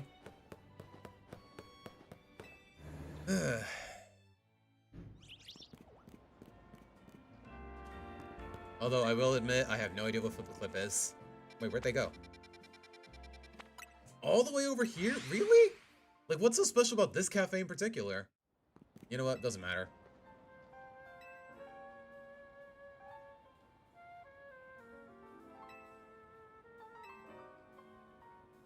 Da, da, da, da, da, da, da, da, da. To be honest, guys, I don't drink coffee at all, so this will be a really awkward question for me. Seriously, who is your mom Diantha? I really want to know. Like, honestly, the more they build up the anticipation, the more disappointed I'm gonna be, because if it is Diantha, that's exactly what's gonna happen.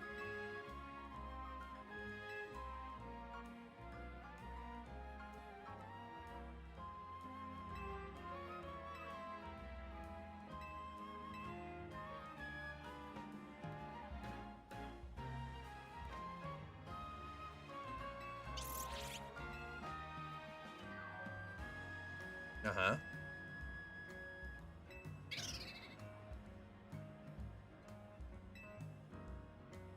Yeah, honestly, she was way too bold.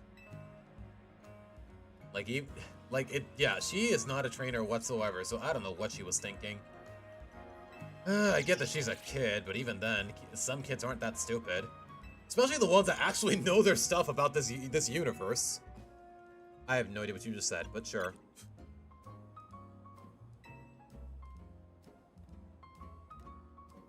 Yeah, it was.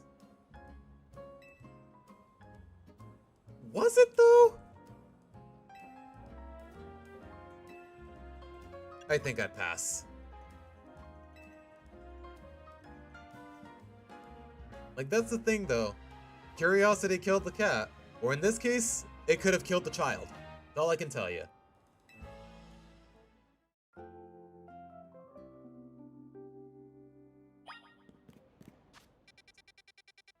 Alright. Was that really necessary?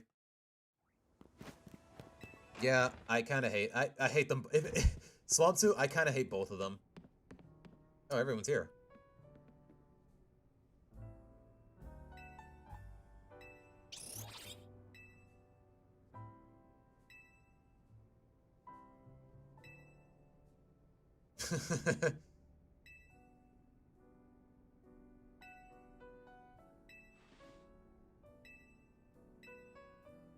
Did he stitch her apron?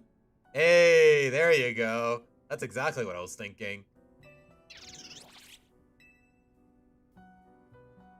You know what?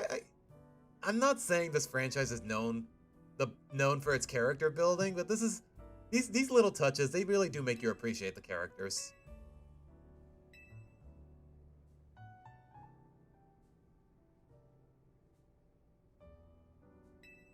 I mean, yeah, exactly. Thank you, Naveen.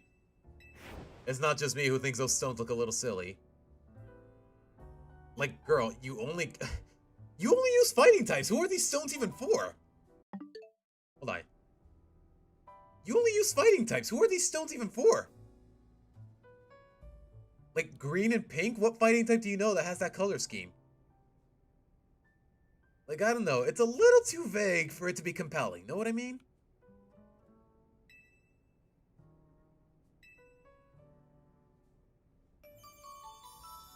Le musée et el café. Did I pronounce that right? Wait, who's at the door? Oh, I thought it came from the... Yeah, sure, send me after it. I mean, I can probably handle it, but... What was that? It's a... Go. Bro, your ace is a dark type. What are you scared of? What is this? What the... What? Show me! Don't screw around! What is that? Oh, it's just a gold pin. How did he get here, though? Okay. Gold pin. Chat, if any of y'all have the audacity to make a nuts joke out of that, what I just said, I'm not gonna ban you, but I'm still gonna be really annoyed. Like, honestly, that didn't even occur to me.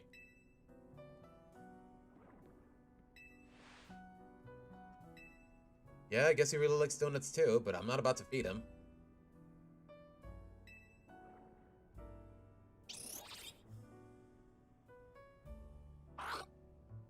I guess it's a new companion for Anja? I don't know. Uh-huh. You need the rogue task force to over here pronto. All three of you. Okay. Oh, can we actually cut the middleman of the ticket this time? Please?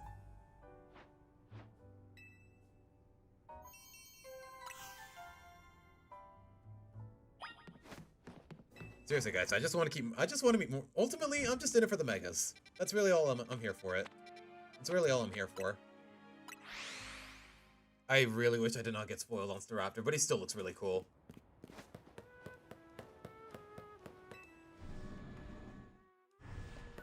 Tails, even you wouldn't stoop that low, would you? I guess we'll never find out. If you try it now, then... I don't know what to tell you, man. Let's skip the how you do's. Uh-huh. The one above the tower. What about it?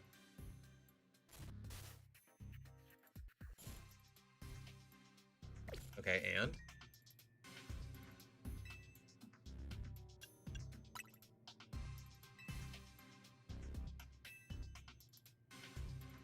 A big melange of subconscious thoughts. So basically the metaverse in Persona.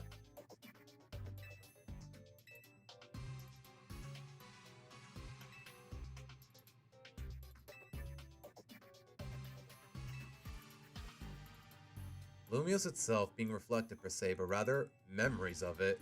In other words, uh-huh.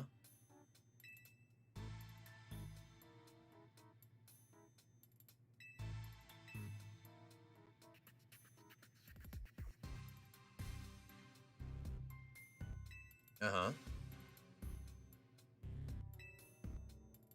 We'll stop it. I mean, we gotta try at the very least. Ah, Tails, I'm not that extreme. Use candies you find in hyperspace. You know what? Come to think of it, yeah. Oh, wait.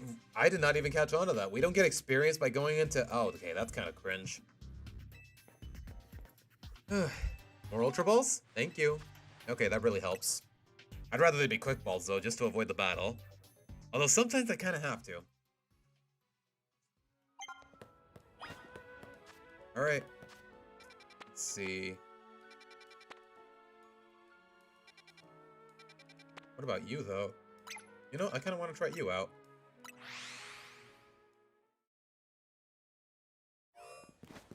Okay, is it in the... Doesn't seem like it's in it. Let's see.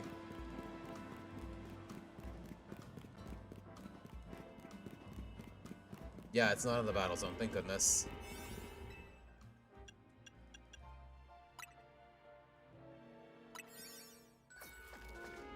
Okay, please tell me it's a one where I can actually do quests, because I did stumble upon a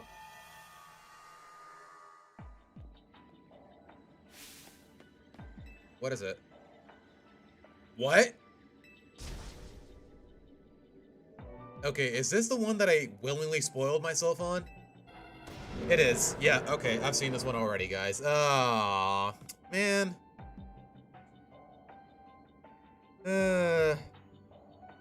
I mean, on one hand, I willingly spoiled myself, but at the same time...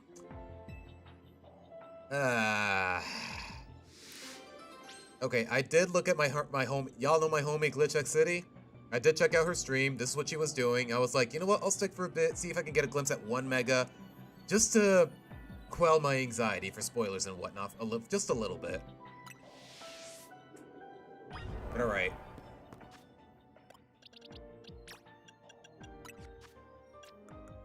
You know what? I think I'm gonna... do I want to settle for Axel?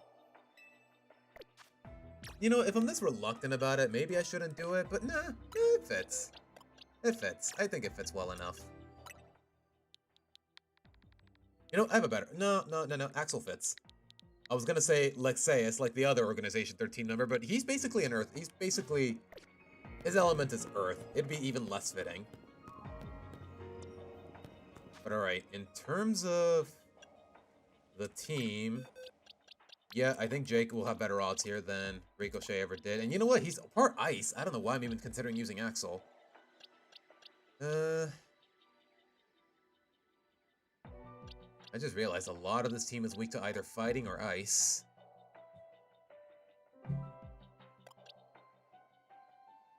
I guess Jake is my best bet, and if that's the case, he's gonna need fire-type moves.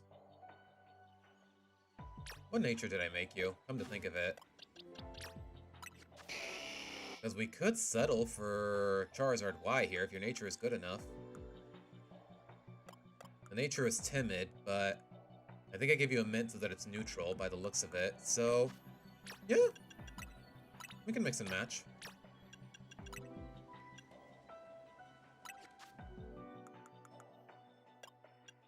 Where's the... There you are. Yep. And lots of fire type moves. Okay,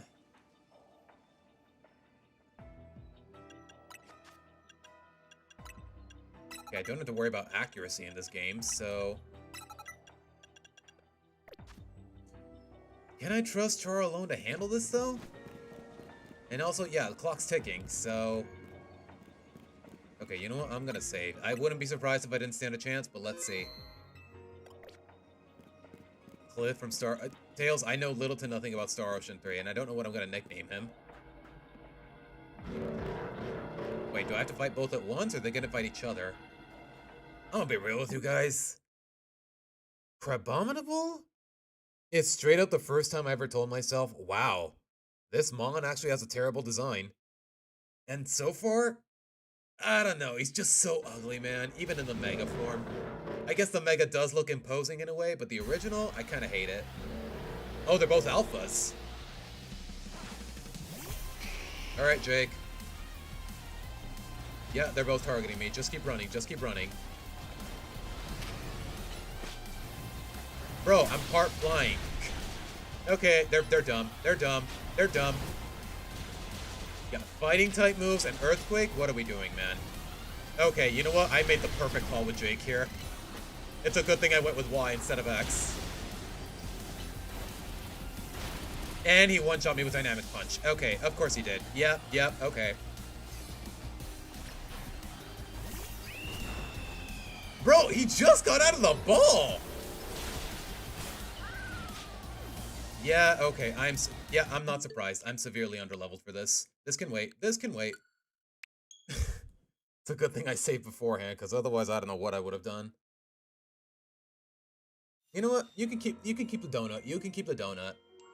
I am severely underleveled for this. You know what? I guess it's dumb luck that I conveniently... This is what I got a sneak preview on, more or less. Because my homie Glitch... She was struggling. She was struggling. You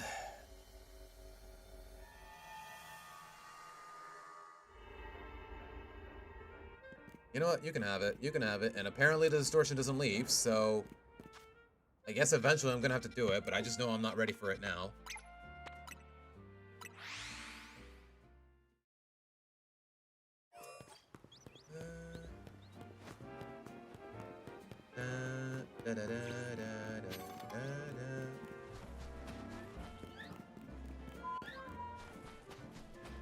Wait, is it in the zone?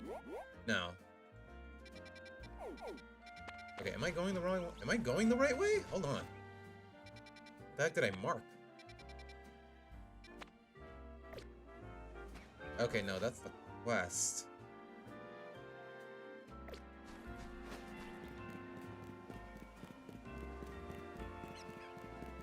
Please tell me it's not on the rooftop. Ah, jeez. You know what? Maybe it's on the side of the wall, but let's see.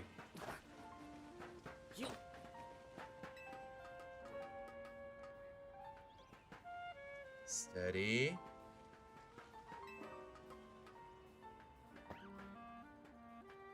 Steady.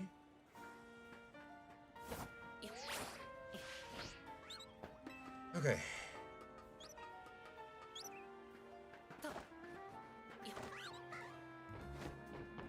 Actually gonna get his attention? Okay, no. Thank goodness. Okay, is it here or is it on the side of the wall? Oops. Oh my gosh, the camera is not cooperating. Bro, are you kidding me? Ugh.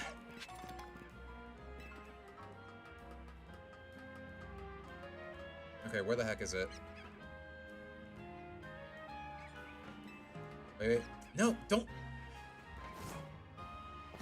Okay. This is the one from earlier. Okay, I need more donuts. What am I doing here? But really not more, I just need better. But that means putting up with more story cutscenes. What's up?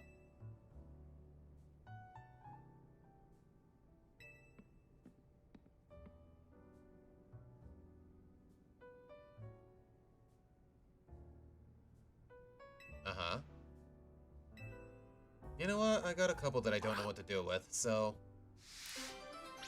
Just any donut? I mean, yeah, I got a couple.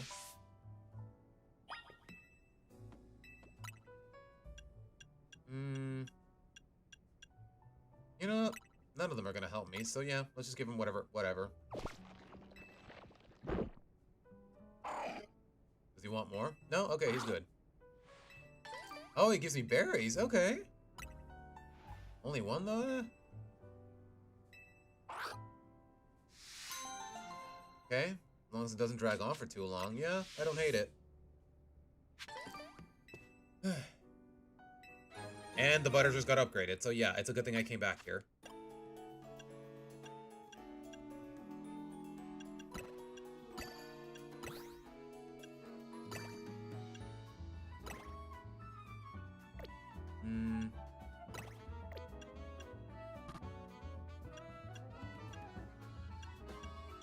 Still only getting 2-star donuts, though. Really, because I'm all out of the other ones. Sure.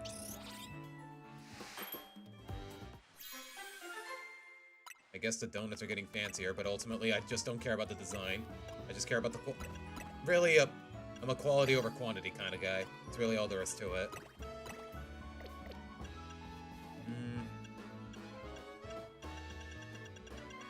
Yeah, I just really need to farm these.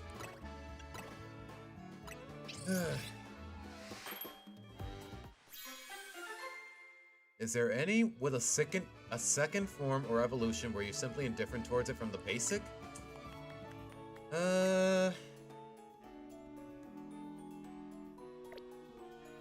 don't know, Swampsuit. Let me get back to you on that. Like, if there's any mon where I like the original more than the evolution? Where I like the original more than the evolution? Off the top of my head, I can't think of any.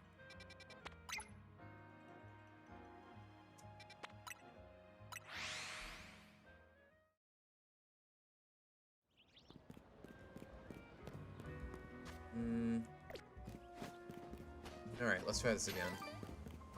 Wait, is this where I went to originally? I don't think it is, now that I think about it. No, wait, yes it is. Okay. You know what? We can leave with Lucy. Okay, you know what? Let's use the cherry one, because the Kelpsy one is definitely... I'm gonna need it for a better occasion. Let's see if I can clutch it.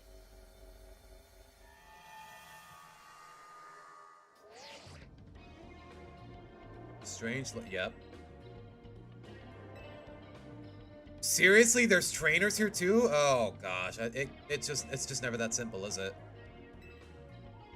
I knew there was a reason to dread the battle zone theme. Well, at least it's nothing too crazy. And... Really?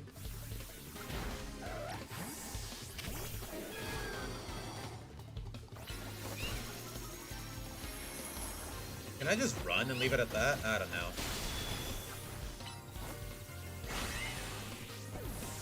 It feels like I'm wasting time here. Ooh, a Mischief!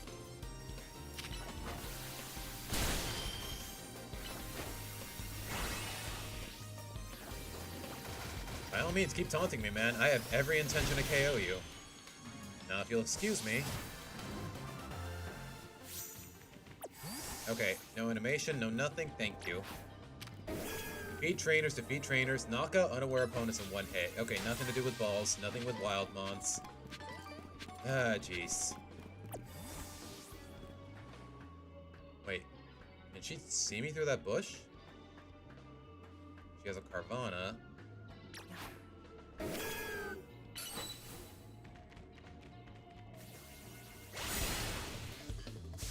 Alright. What more? Also a Mischief. Okay. Ow. And I flinched.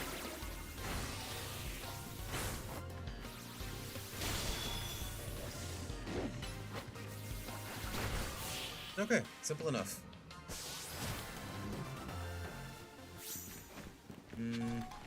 Beat more trainers, but I don't see... Oh, I spoke too soon.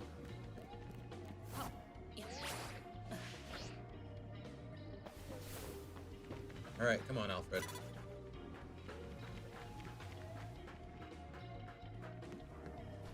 Another Purloin. Okay. I can handle this.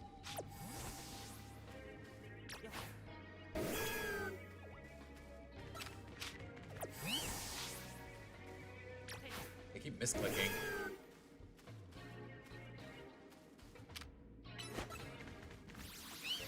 Goodbye.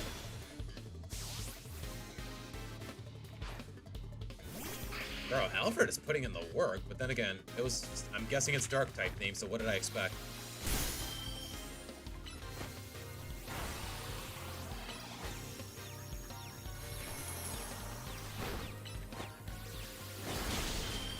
You know, I've come to realize, does Confusion accomplish anything in this game?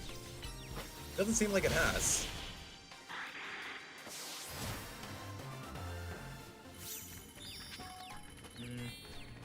Alright, Alfred back in the ball.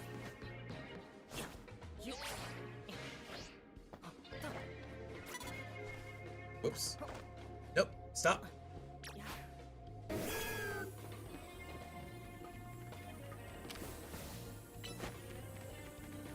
Alfred?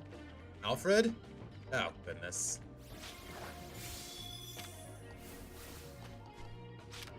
Wait, why is it on cooldown? It hit nothing!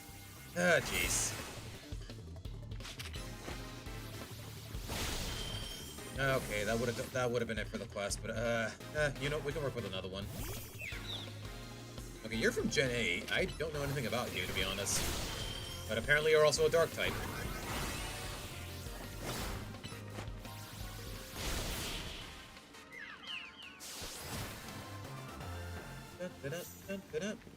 Okay, there's no dialogue, yeah. I need to get the hang of that. There's no one here. Okay, yeah, I gotta hurry. Next trainer should do the trick, but... Alright, you know what? No, you don't see me. You don't see me. Okay, now you do, though. Just need to defeat this trainer, and I'm out. Oh, it's a Hisuian Quillfish.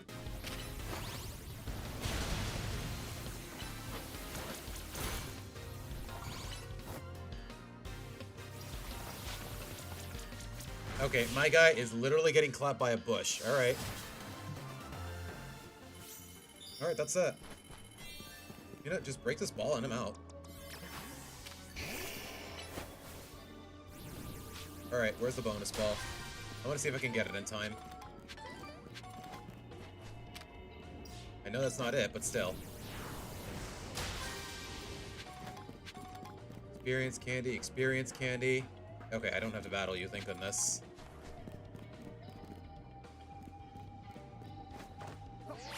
I'm not gonna make that, am I? Nope.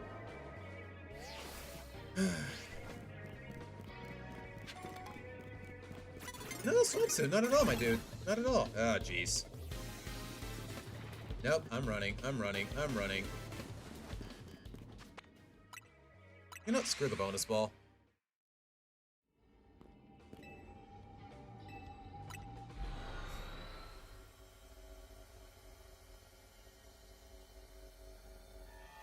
I think Naughty or Nice will be... That's the thing, Swampsuit. There's no guarantee I'll be able to stream on Christmas. Like, it probably is going to happen if I can work out all the bugs, but... Overall, not on Christmas of all days. Let's see... No, Swampsuit, if you gotta go, then take care, man. Thanks for stopping by. You know what? I've been meaning to use this, and apparently I got a lot of it, so... You know, if anyone's definitely gonna need a lot of them, it's Jake, so... Something about my starter, being a significantly lower level than someone else is a little jarring, but hey, what are you gonna do? Yeah, because I do want to fight those crabs. I wish it would tell me what level he would get to.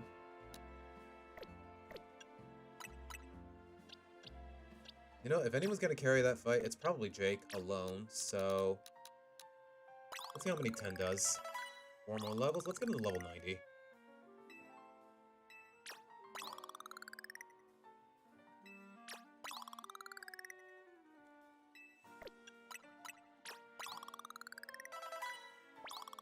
I like to believe that'll do the trick. I think I'm ready to take on the crab now? I honestly don't think so, but... You know what? We'll take on this, and then we'll work from there.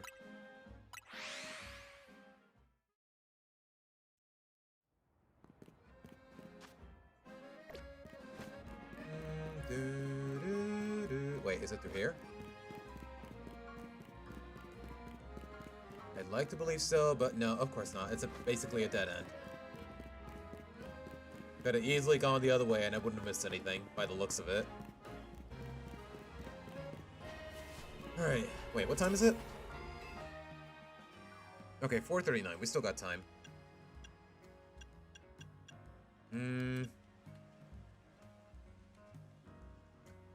You know what? I get the feeling I'm gonna be rewarded generously for dealing with this, so... And I'm running low on resources for decent donuts, so this is probably my best shot.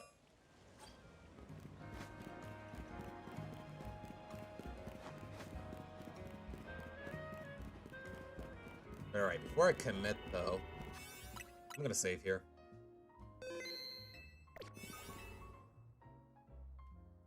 Let's do it. I'd like to believe Jake can handle himself a lot better now against those crabs, but we'll see.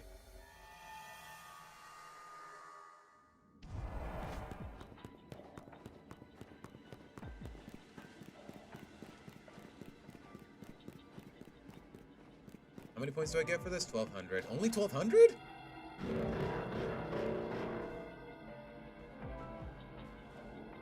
You know, it's a little annoying that they're both targeting me when they were already targeting each other at first. You know, it'd be a lot more immersive and fun if they were actually fighting each other instead of just me. But what do I know?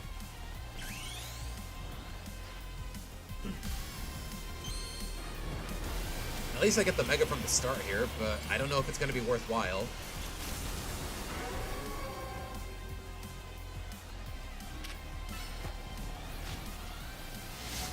And up.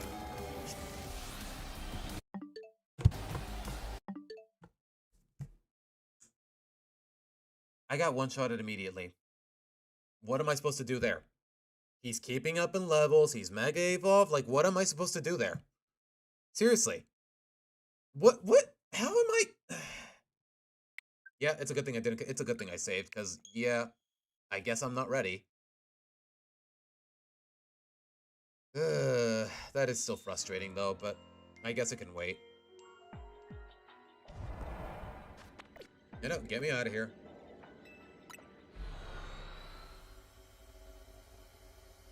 Wait, I thought I saved before I went in. Am I crazy? Oh, gosh, man. What a mess. Wait, does that mean the donut went to waste?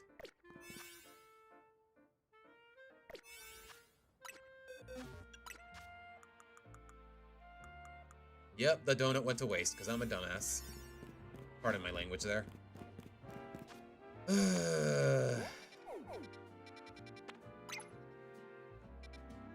know what? I need a farmer war. I just need to farm berries. So I don't want battles. I don't want anything. I just want berries.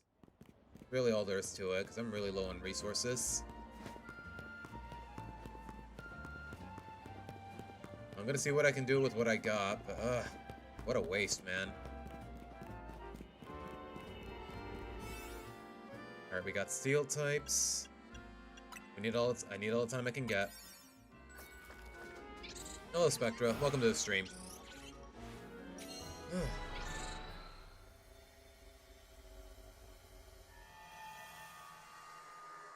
Alright. Destroy balls, destroy boulders, destroy brambles. Okay, no battling.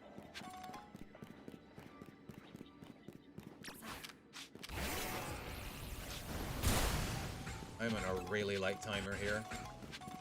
Goodbye.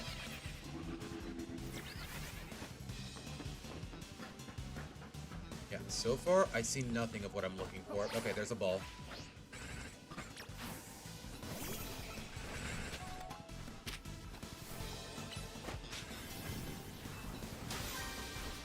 Yeah, I know, game. I know, you don't gotta keep reminding me. There's another ball. Okay, do I actually... I seriously have to break these. Wait, are the Beldums following me? Yeah, one of them is. Can you all just go away, please? I'm busy. I know it sounds really shallow of me, but I genuinely am. Yeah, even the Arons are aggro. At least Axel's putting in the work.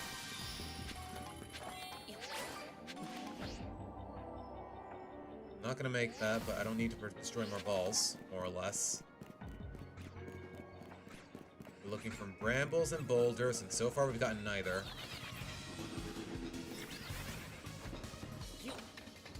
Oh, there's the brambles. Okay. Only 2 of them, though.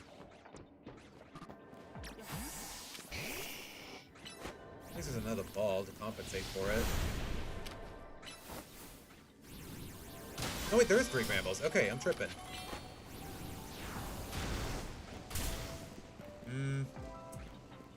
Not gonna be everything.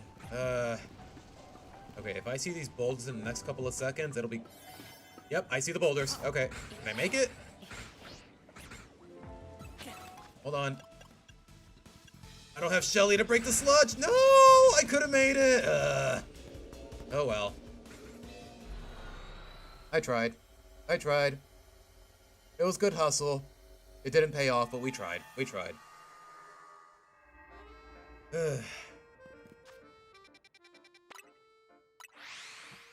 Kind of annoying that we have a time limit. I really wish it was more flexible. I guess it's flexibility I'm just used to with this franchise, but I guess it doesn't apply here.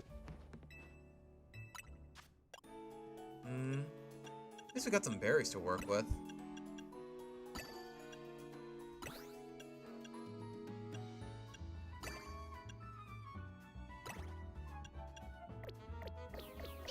You know what? I gotta look up these recipes. Some of things... we're so close to a 3-star, but honestly, I don't know how to pull it off.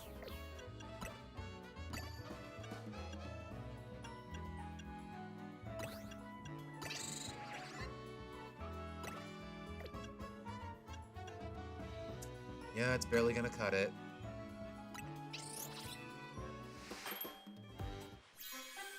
You know, let's work with the basic ones. We don't need anything too fancy.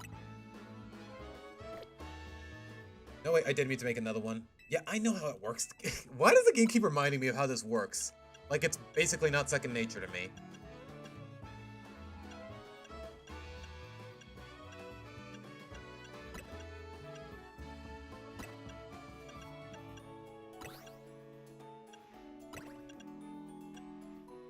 Yeah, I have no idea what I'm doing here, but at least we're getting a star out of it. You just found my channel? Well, welcome. Welcome, Spectra. It's crazy, man. This whole system is so, for lack of a better term, janky, but at the same time, I'm kind of having fun. I'd have more fun if I got to see more megas and they weren't kicking me while I'm down like those freaking crabs, but hey, what are you gonna do?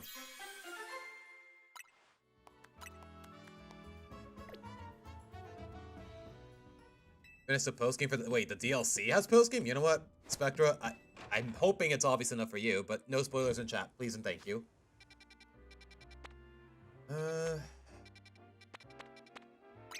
Yeah, I can work with this. Okay, I will need Shelly, though. Oh, my goodness.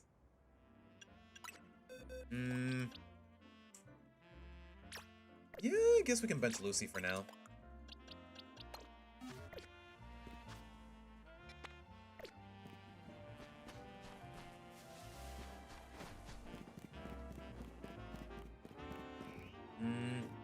Okay, how the heck do I get over there? Wait, is it around this wall? Please tell me it's just chilling on the wall. Thank you. Okay, I don't have to climb the rooftop. Whoops, not that one. 4 minutes, 3:46. I wish it would tell me the missions before I commit to it, but...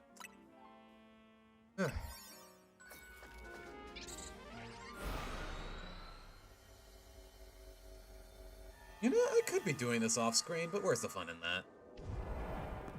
Destroy balls, pick up sparkling items, and catch fire types. Okay, I can do that.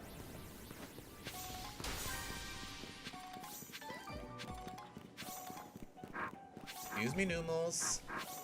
It just said catch them. I don't have to fight them. You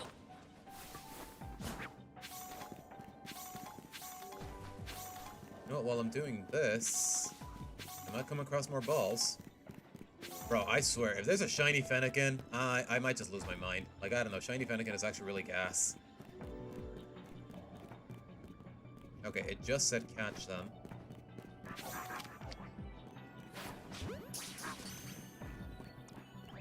Of course, it doesn't stay in the ball. Why would it? Alright, Jake. Give me a moment.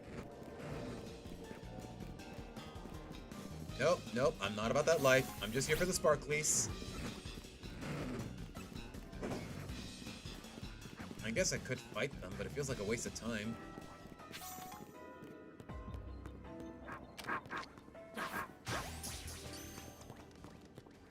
Okay, I was about to say, why doesn't the Houndour leave me alone? Okay, it's just one. That helps. Here's another ball. You know what? Sure. Eleanor can do it. Just need one more sparkly, and I need one more ball. And there's one.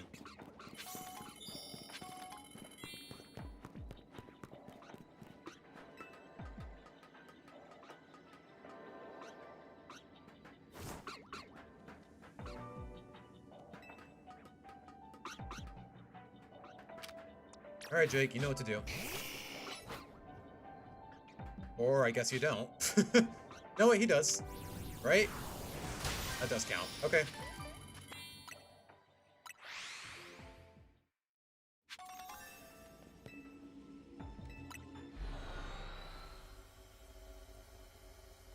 Alright, guys. I think the plan is farm enough to unlock another Rogue Mega, and then we'll leave it at that. Let's see. What else can we work with here? Ideally, I'd rather work with 2 stars. Okay, that'll do.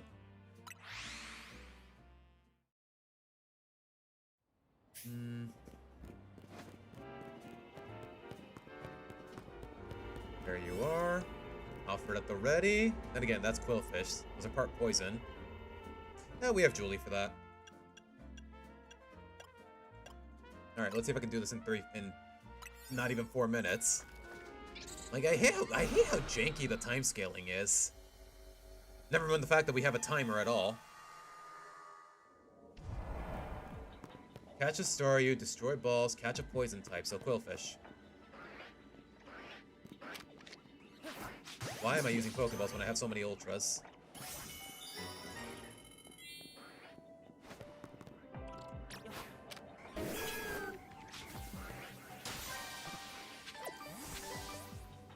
What? Who sees me?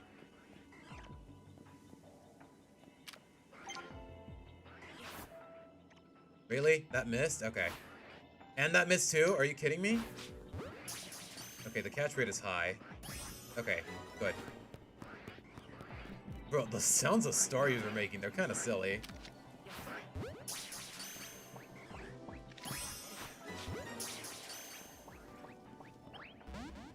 Okay, wait, I just needed 1 Staryu. What am I doing?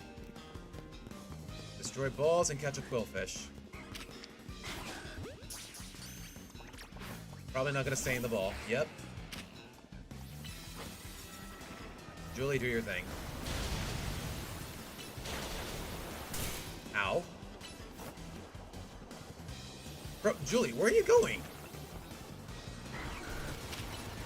I was about to say, you had to walk that far away just for a rock slide? Not gonna stay in the ball, is it? Okay, no, we got it. Good. Okay, now we just gotta break balls. Hey, yo, do not clip that out of context.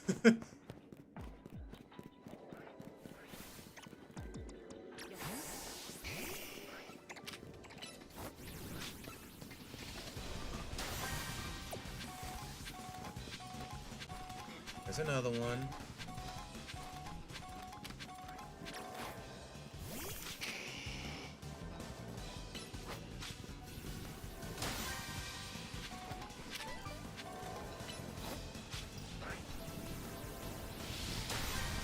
Bro, who invited the Staryu? Hello? Alright, just one more. Just one more. Jake, get in the ball, homie. Okay, I see one there, but how do I get up there? Yeah, I know, I know. Oh, never mind.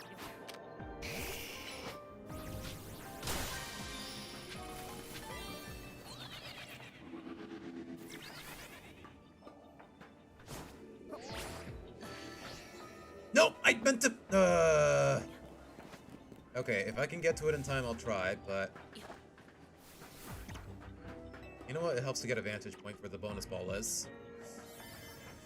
You know what? That takes priority. That takes priority because I bet it has better rewards.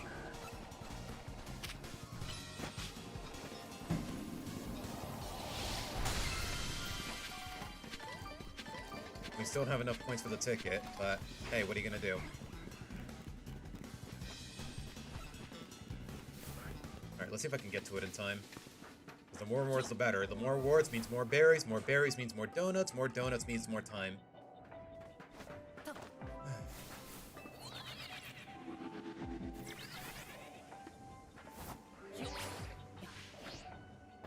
Steady.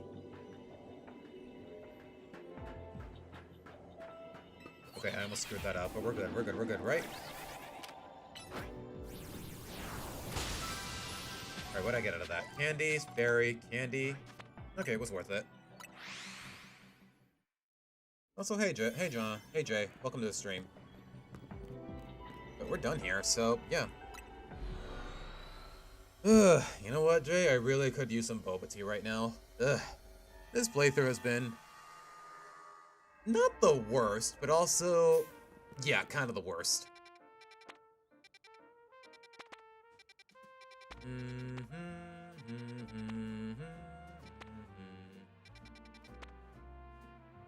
You know what, we can try a small one as long as it give me what was it, 3,000 points? That's all I really need. Alright, let's try this one. Although I will say though, Jay, I have not had the chance to watch Ranma. You know what? Hopefully things will be different in this upcoming week, because I do get... Because as far as work is concerned, I get the next... Once this week is over, I get the next 2 weeks off.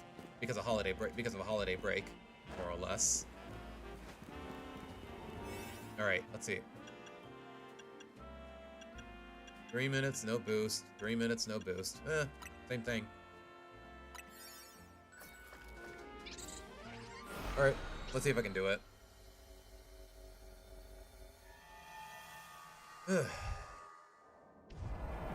Destroy balls, catch wild mons, and you know what?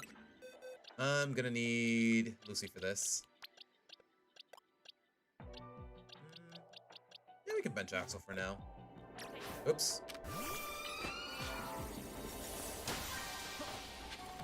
Destroy brambles, catch wild Pokemon. Okay, just catch them. No fighting, no nothing, just catching them.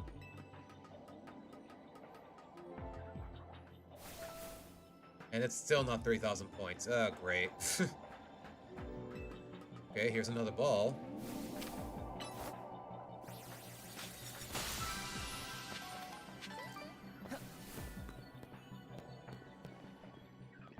Steady.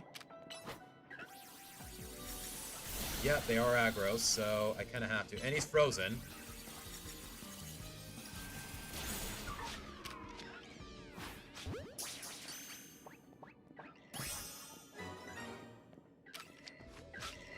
Alright, I get it. No fun allowed. Yeah, you should be scared.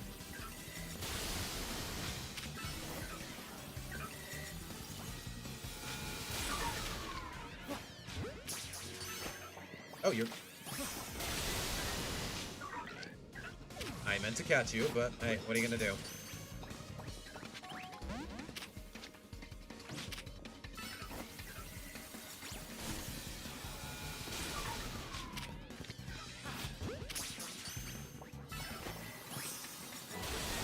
Yeah, we are wasting way too much time fighting these guys.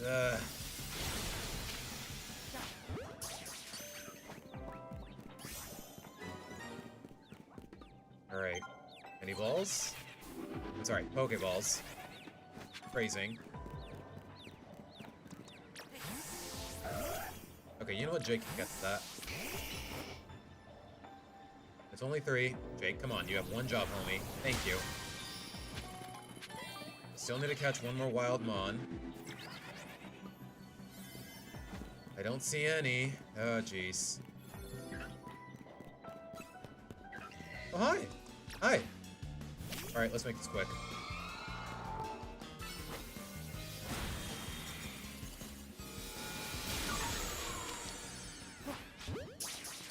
Alright, we got 2 out of 3.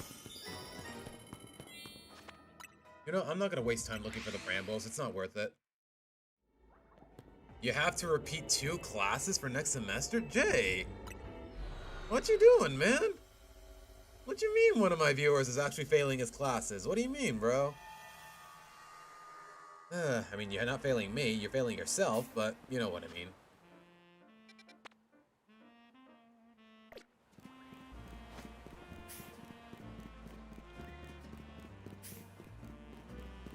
Okay, now I'm definitely gonna need Axel, though.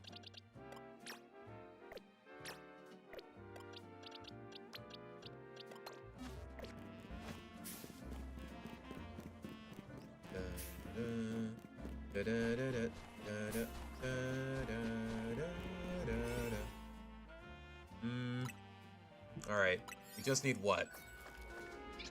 800 points within the next 3 minutes? I think I can pull it off.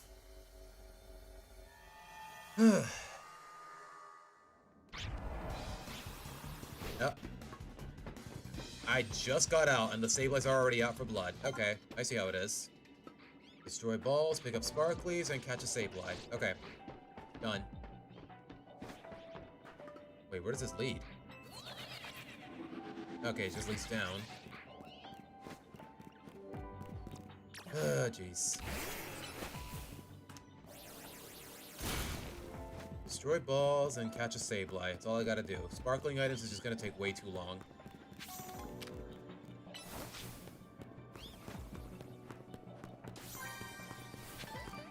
Excuse me. Ow. Scraggies, I don't really care.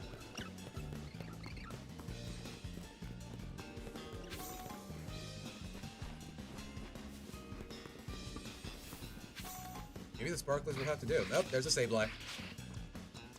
You know what? Leave it to Alfred.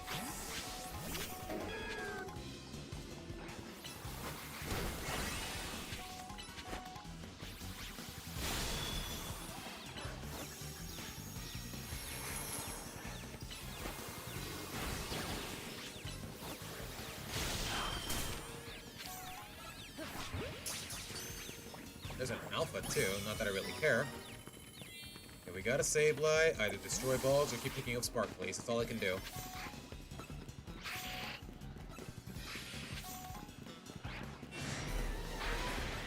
I really don't care, dude. I really don't care that you're an Alpha, bro.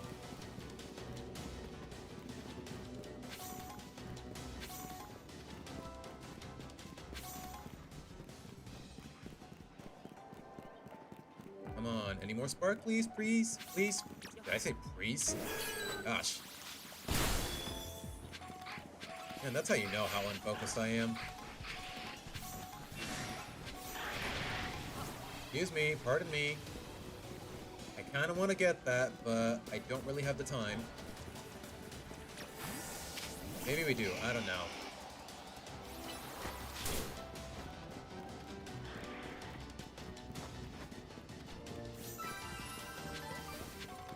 Okay, either another ball or 4 more Sparklies within the next, what, 30 seconds?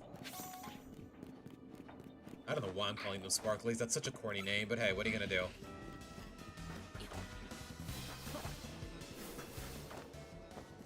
Ah, no, that was such a huge waste of time! Ah!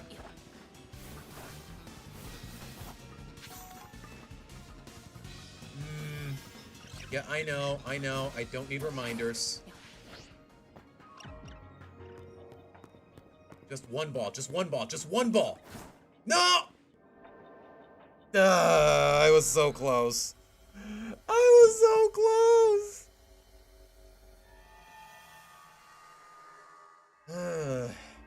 I guess the saying is true. If you chase 2 rabbits, you won't catch either.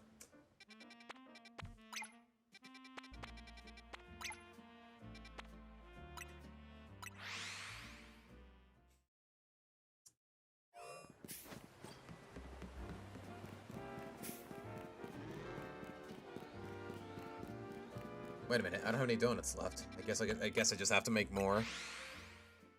I got the resources, but I don't want to waste it on such a trivial quest.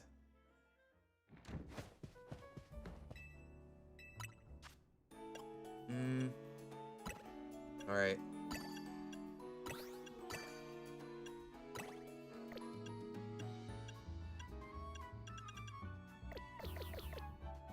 No, I am.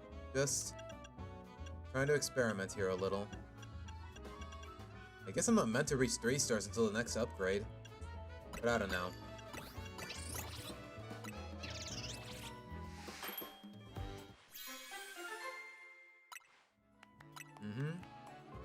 Yes.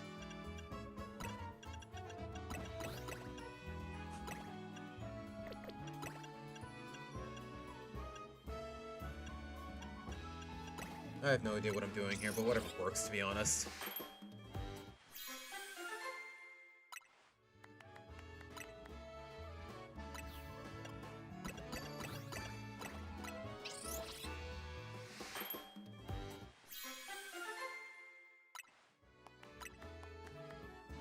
Alright, one more.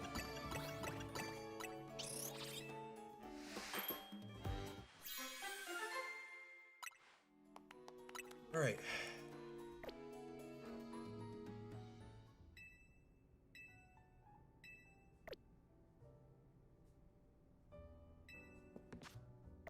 Wait, can I teleport from here? I probably can, but let's see. Okay, I can. I don't have to leave the hotel. Yet.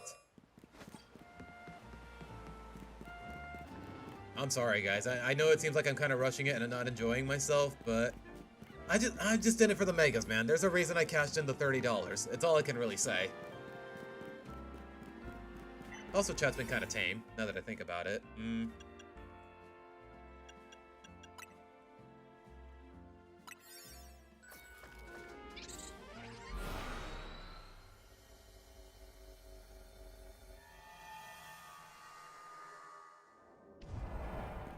Destroy balls? Okay. Use the catch window, catch a ghost type. Okay.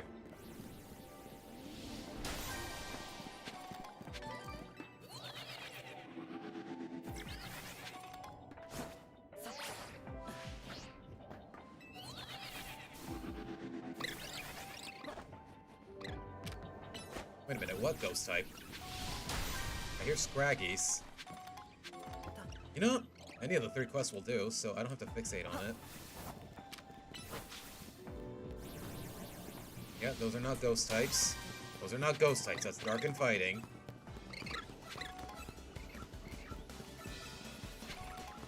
Seriously, what am I supposed to do here? Nope. No, wait, nope, those are dark types.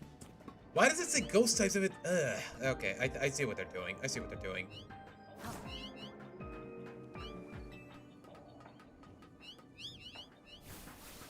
Alright, Jake. You know what to do, homie. I hope.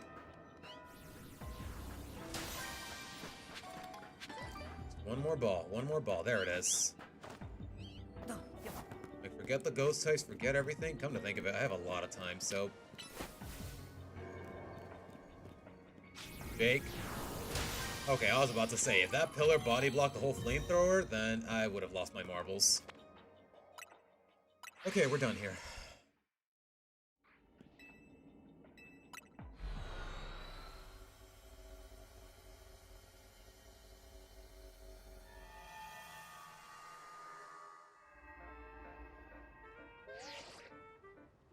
Uh-huh. Okay. Alright, let's do it. One more mega for the books before I head out. Whew. I wonder. I sincerely hope it's something I haven't been spoiled on. That's all I can tell you guys.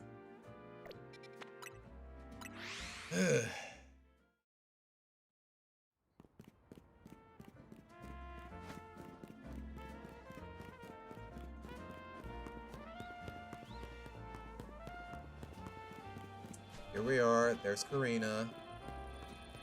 You know what? Let's save.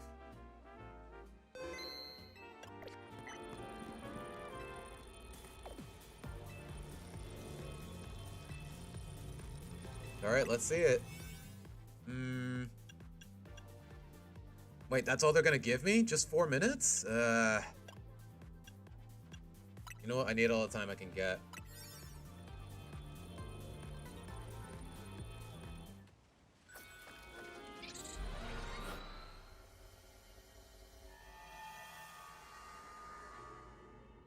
Whoa, where are we? We're at the sushi place. And everything's bigger than us. What type of Alice in Wonderland nonsense is this? Hello? What is it? Is that there's no way there's a... Is it Meg? Why is that so hilarious to me? There is no way it's freaking Mega Tatsu. Nah. You are screwing with me, bro. I'm really hungry. I could go for some sushi though. I'm not gonna lie. Hold on.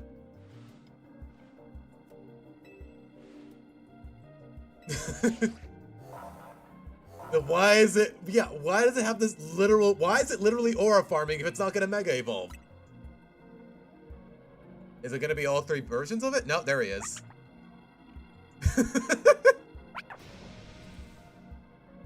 Wait, what's the mega gonna look like though?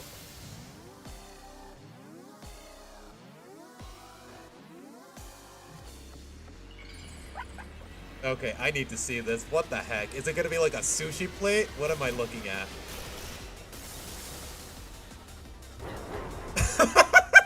It looks so silly! What?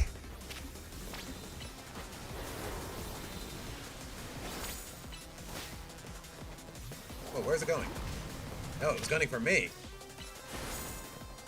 Okay, it's Water Dragon. You know what? I should be using Alfred.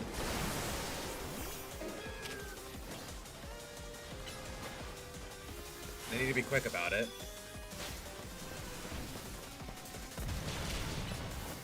Wait, why am I healing? I've done no damage on it. Ow! Okay, no Ice Beam, but we're good. I'm guessing you're still Water Dragon, so we should be fine here.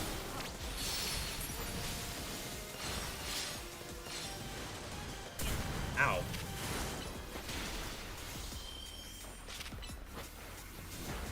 Bro, can you stop jumping around? What do you think you are?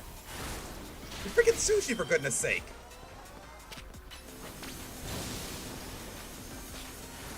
I don't know what he's doing, but... Yep, okay. I knew he was going to do something silly.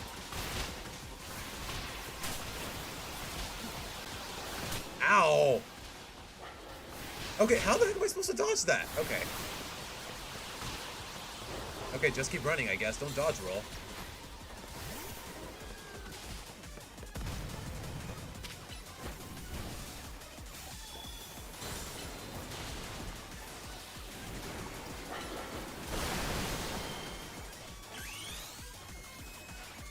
Alright, that's so... I still can't believe it, man. It turns into 3 sushis. I don't know if I find that adorable, hilarious, or just dumb. Maybe just dumb. I don't know.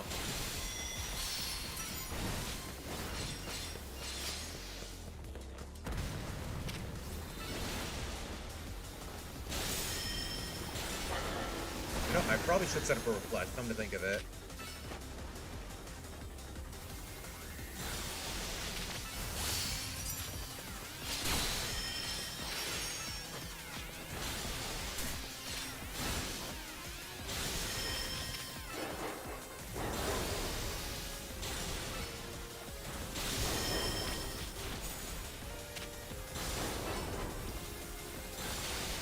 Okay, he is taking a beating. Holy crap.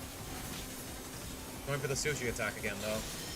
That sounds so dumb when I say it out loud, but hey. Ow. Bro, I can't even see it. Where is it?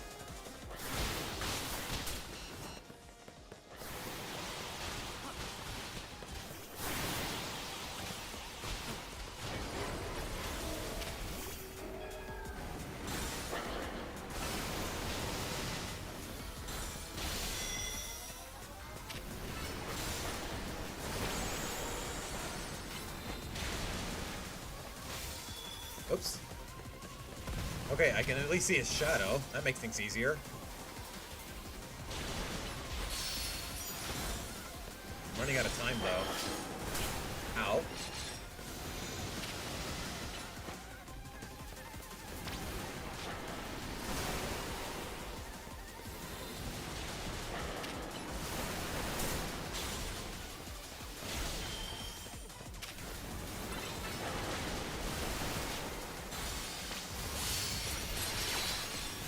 Is that enough? No, it's not.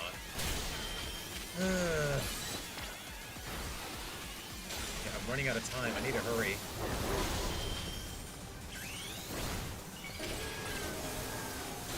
Nope, keep attacking it. Keep attacking it. Never mind. Alfred, get your butt back here.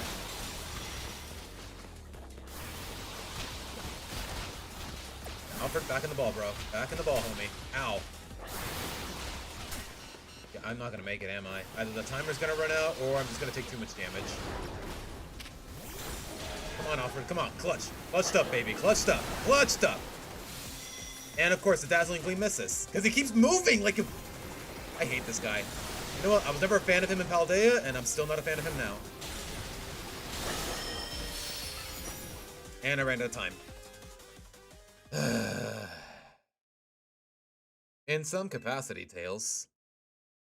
Nah, I need a better donut. Wait, what do you mean continue with previous progress?